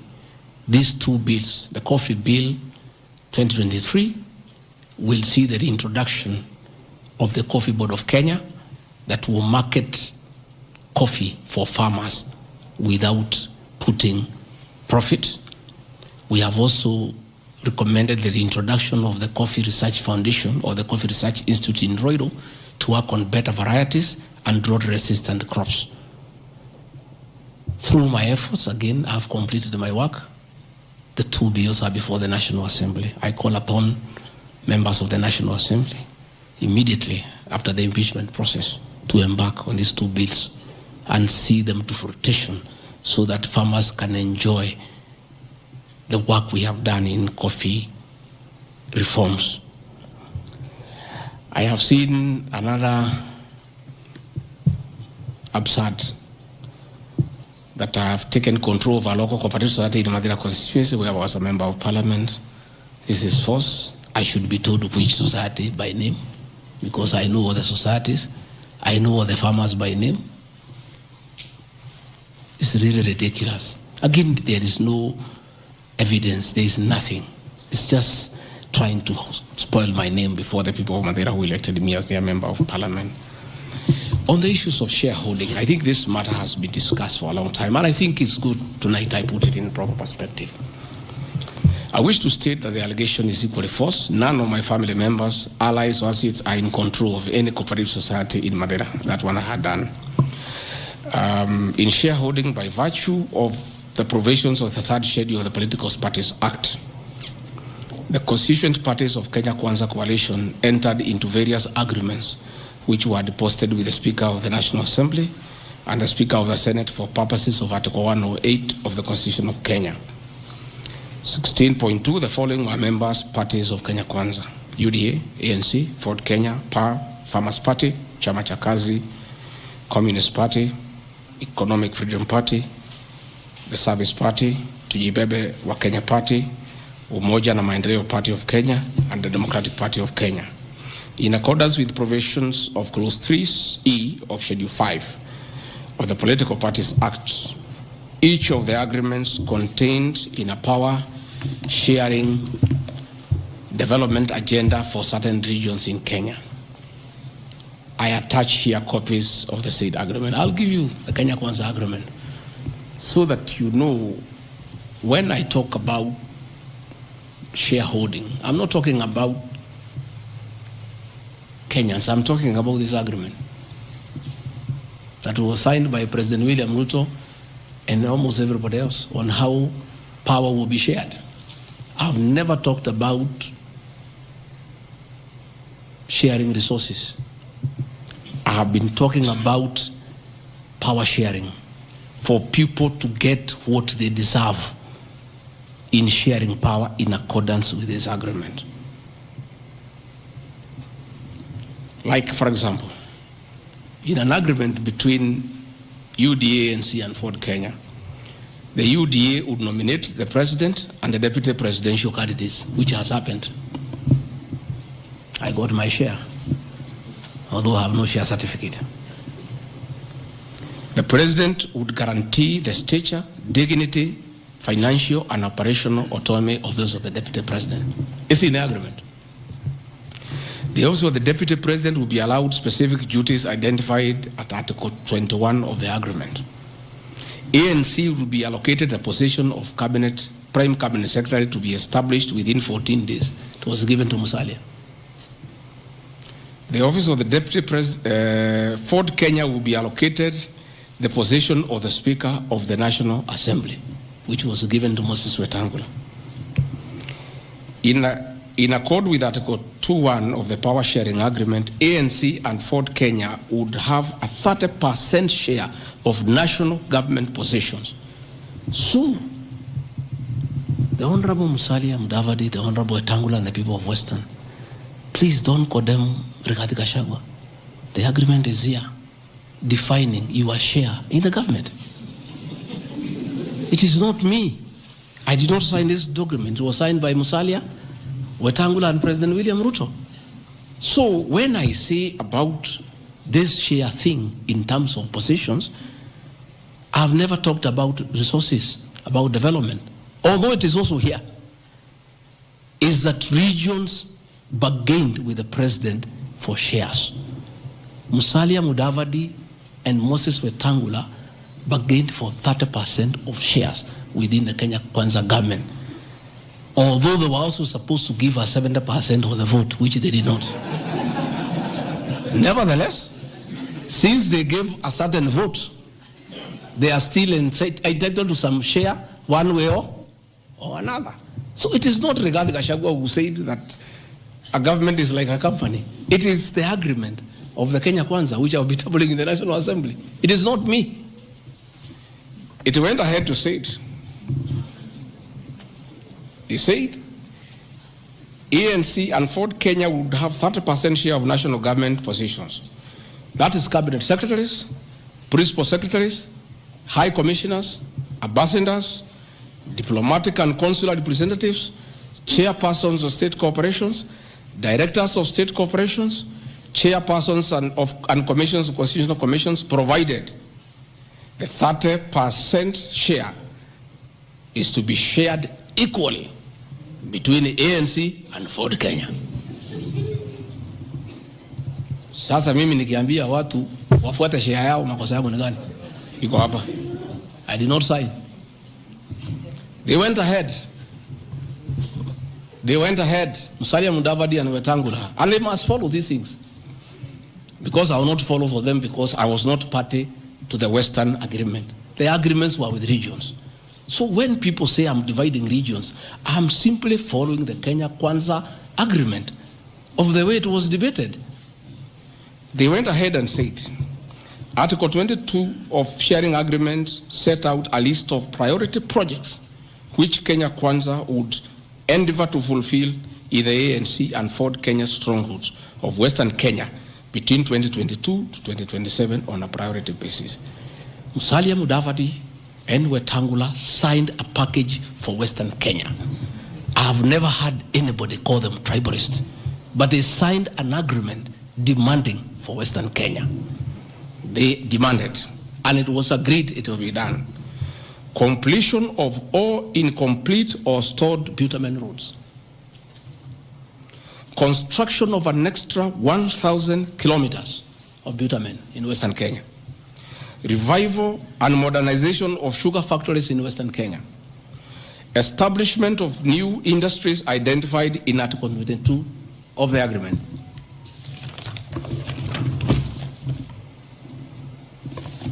Ladies and gentlemen, this is the Kenya Kwanza Agreement on shareholding. What crime has Rigathi Gachagua committed to be impeached by saying what President William Ruto appended his signature to, with Musalia Mudavadi and Wetangula who will preside over my impeachment? What crime has this man committed? The crime of this man is just being truthful, because people do not want these things to be known. That is a problem. People have a problem that I'm a truthful man. The people of Western Kenya has now known today what their leaders signed with President William Ruto. It is upon them to demand their share as per this agreement. I did not sign this agreement. I will read the people who signed. But because I was present and I'm a truthful man, I fight for the people of Western Kenya. Power sharing agreement between Kenya Kwanza and PAR of Amason Kingi. I want to give two examples. Yeah? In accord with Article 8 of the agreement, power would be allocated the position of the Speaker of the Senate. He negotiated for himself. Let's be truthful. You brought this motion. We'll discuss. The people of Kenya must know the truth so that if Rigathi Gachagua is being crucified for being truthful, let the people of Kenya know why he is being crucified. How can Moses Wetangula say I should be impeached because of saying people to get their shares when he is a signatory to a share agreement with the president on what will go to Western Kenya? And then they accuse me of tribalism. They did not say anything should go to Central or Mount Kenya. They talked about Western. When I say something for Mountain, I'm a tribalist. King said, position of Speaker, you are mepewa. Article 9A of the Power Sharing Agreement, power would nominate the candidate for appointment of one principal secretary when Kenya Kwanza came to power. Amepewa. For Article 9B, the Power Sharing Agreement, Kenya Kwanza and POWER would agree on what share of national government positions, cabinet secretaries, principal secretaries, high commissioners, ambassadors, diplomatic and consular representatives, chairpersons, state corporations, etc., etc. Power sharing agreement, that is a word, so that nobody should ever again in this country ever accuse me of talking of shares. It is not me.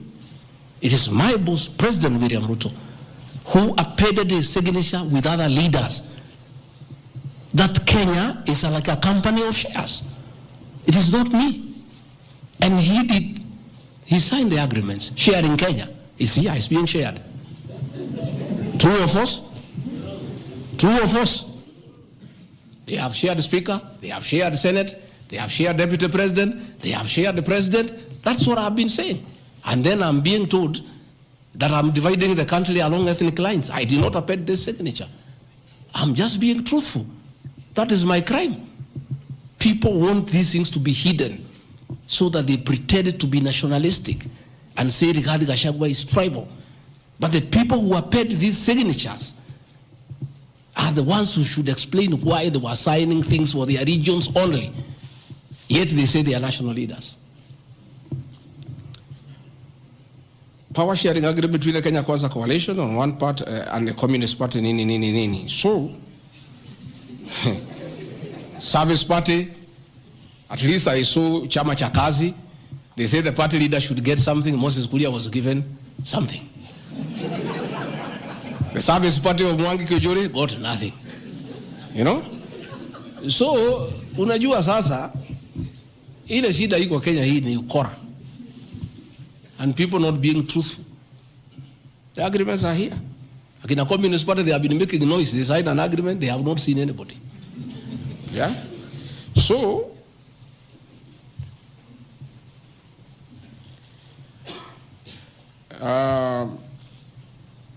my speeches on the shareholder issue are informed by their aforesaid power sharing covenants, which are founded on law and lessons learned from the well-known disputed 202 NAC power sharing agreement.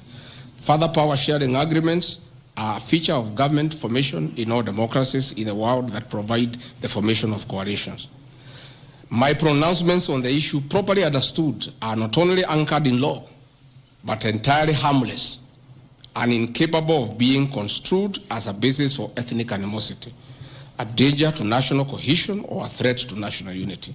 On the contrary, coalition building has been one of the most important innovations since the disputed 2007 elections in ensuring stability, equitable sharing of political power, national cohesion, and fostering of national unity.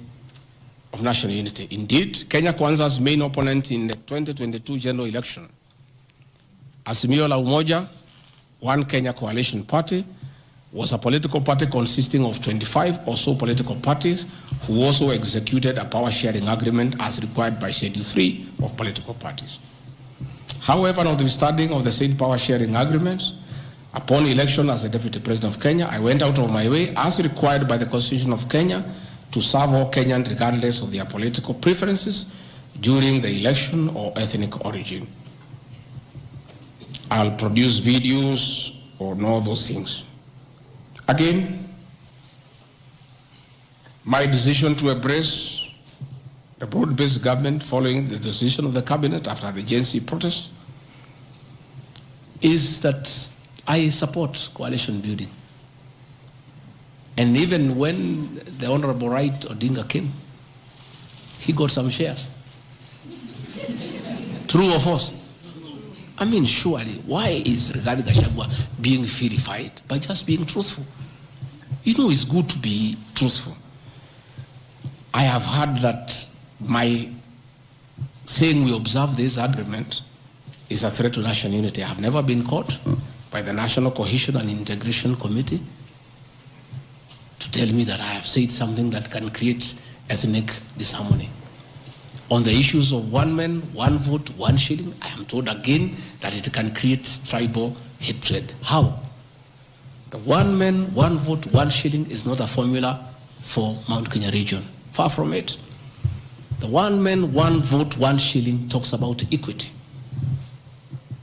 The gist of that formula is that all Kenyans should be treated equally. If we are giving bursary to the children of Kenya, let us agree how many children we have. If there are 30 million and we have 100 million, we divide equally and distribute to every constituency to those children. If a hospital takes care of 1,000 patients, we decide based on population what is the size of the hospital to be constructed in Roiro, where there are 800,000 people. If one borehole serves 500 people, do you construct one borehole in an area where there are 10,000 people? You need to construct more boreholes. That's all. And these populations are everywhere in Western Kenya, in Kisii, in Rift Valley. The high numbers are not just in the Mount Kenya region. This is a formula, in my view, that is good for everybody. Again, it is not a law because I pronounce myself. It's just an opinion. And in our democracy, I think it's only fair to allow people to have freedom of speech and to be entitled to an opinion. There are those who talk one man, one vote, 1 kilometer, and it is their right, and we should also listen to them and consider.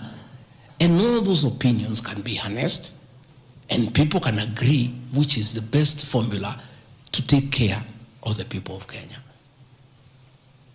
That is all I said.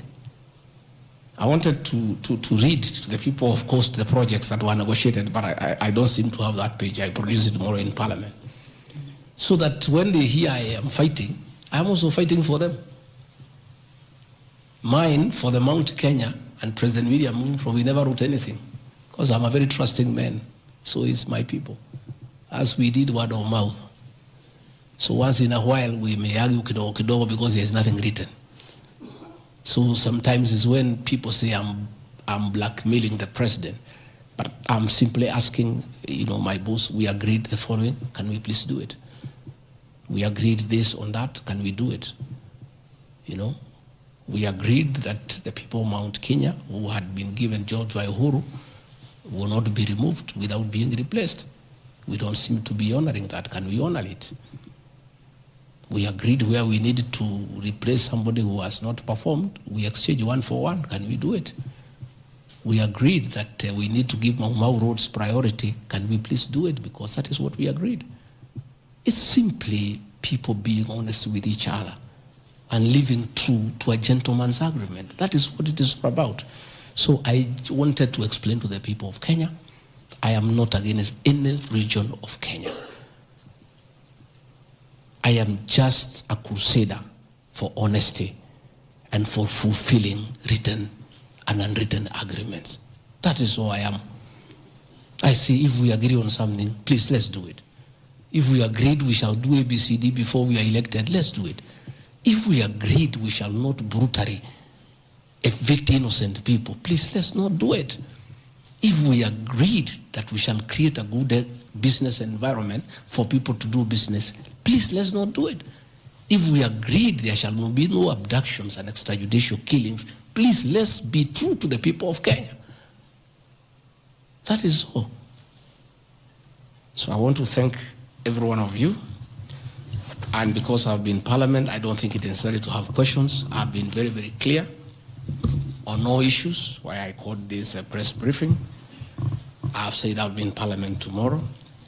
I've asked my team to try to give you all the materials so that you can also go and digest. But I think I've prosecuted my case before my employers, the people of Kenya.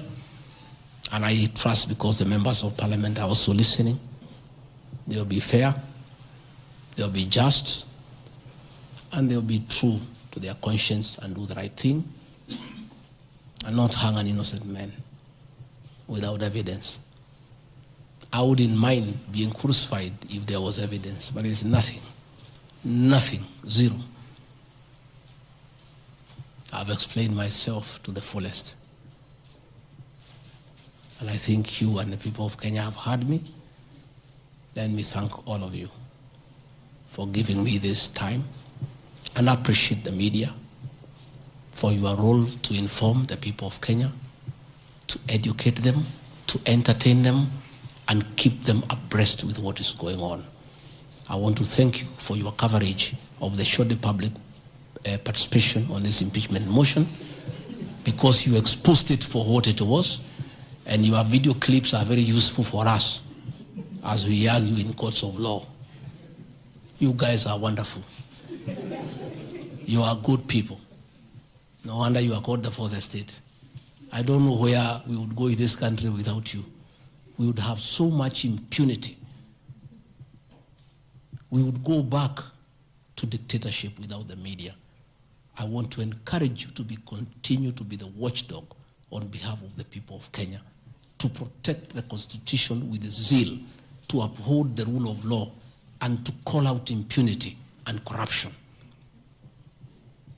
And I want to say, after this impeachment, I want the members of Parliament now to focus on the corruption scandals around our country. The Adani scandal, the issues in public health sector, the glaring theft of public resources. That is what Parliament should consider and take time.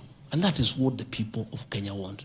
And I really want to thank the media for being a very responsible watchdog on behalf of the people of Kenya. Please continue writing. Where Rigathi Gachagua has gone wrong, please write. But always accord me the right of reply. Don't condemn me unheard. And I want to thank you tonight, because you have really written accusations against me. But I am also to blame because I never called you, isn't it? Now that I have called you, I want you to request you. Every accusation, put my answer. Is that not fair? Let the people of Kenya judge. You want to ask questions? Yes. But not outside this. Okay.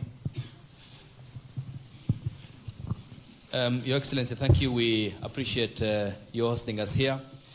You have said a lot in the last more than nearly 2 hours, so I'll be very brief in relation to what you said. My colleague Sam Githuki hosted you here on the 20th of September, and you said a motion of such magnitude cannot head to Parliament without the sanctioning of the party at the parliamentary group level and without the go-ahead or the green lighting by the President. Has President William Ruto in effect sanctioned that motion now that it's in Parliament?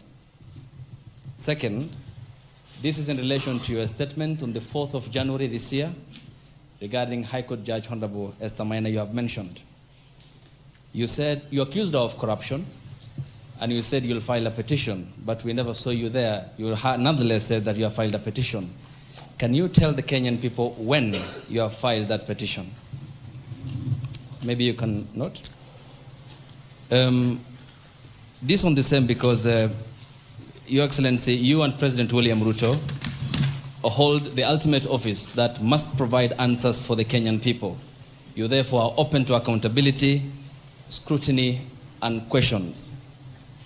When you took your oath of office, you told the Kenyan people that the country has empty coffers, that you inherited empty coffers.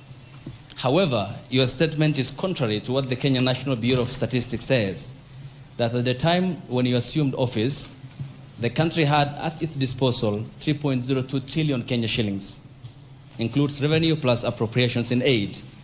Why, Mr. Deputy President, did you make such a misleading statement in front of the Kenyan people and the world? Regarding your shareholding question, I'm sorry to hold you to account, Mr. Deputy President, that the context in which you have provided the agreement between the parties, the Kenya Kwanza parties, and your defense is different. This is what we said in Kericho County, that this government on February 2023, this government is a company, you told the people, that has its shares. There are owners who have the majority of shares and those who just have a few, while others do not have any. You invested in this government, you told the people of Kericho County, so you must reap. You sowed, you tilled, you put manure and irrigated. Now it's your time to reap.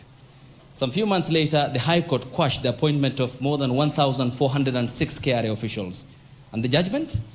700 of those officials were either from the Kalenjin or the Kikuyu community. How much of a responsibility will you take, being part of the presidency, of such gross locking out of Kenyans who qualify, who are competent, who merit, yet half of those appointments went to only 2 communities? That's enough. Thank you. One, the issue of Justice Minor is sub judice. I don't want to discuss it because it's a matter before court, but I'll be able to give you the date when we filed so that you can follow the petition. As to the issues that this motion cannot find its way to the Assembly without the President nod, that is true. It can't. It has its nod.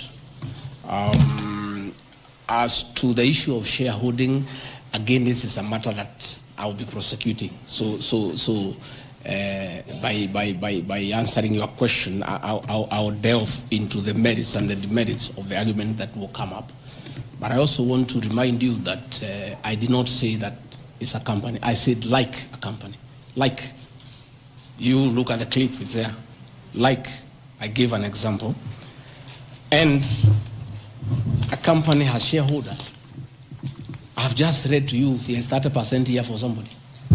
That's what I was saying. I was just being truthful without removing the agreement. Again, I am not responsible for making appointments in Kenya. I don't make any appointments. The Deputy President does not appoint anybody. You know, the appointing authority. Ladies and gentlemen, because my lawyers tell me we don't want to delve into the merits and the demerits of the presentation that I've made. Yes, Karanja. My name is Ibrahim Karanja from NTV. I don't know if I can get a mic, please. My name is Ibrahim Karanja from NTV. Your Excellency, when you apologized to President Uhuru Kenyatta, you said that the words used then were out of political reasons, and that's why you are apologizing. So why should Kenyans believe you today that what you're saying is not for political reasons, for your own immediate benefit? My second question, Your Excellency, what next if this impeachment happens tomorrow?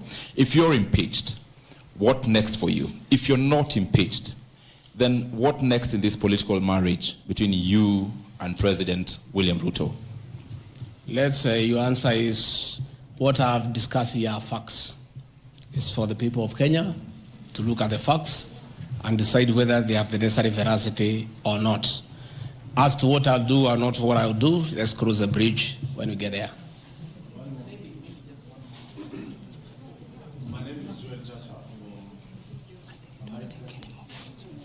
I think, good people, we have had a long night. We have had a very long night, and you need to go and file your story. I want to once more thank you very much. Good people, asanteni sana, Mungu awabariki. Tutaonana kesho. Thank you.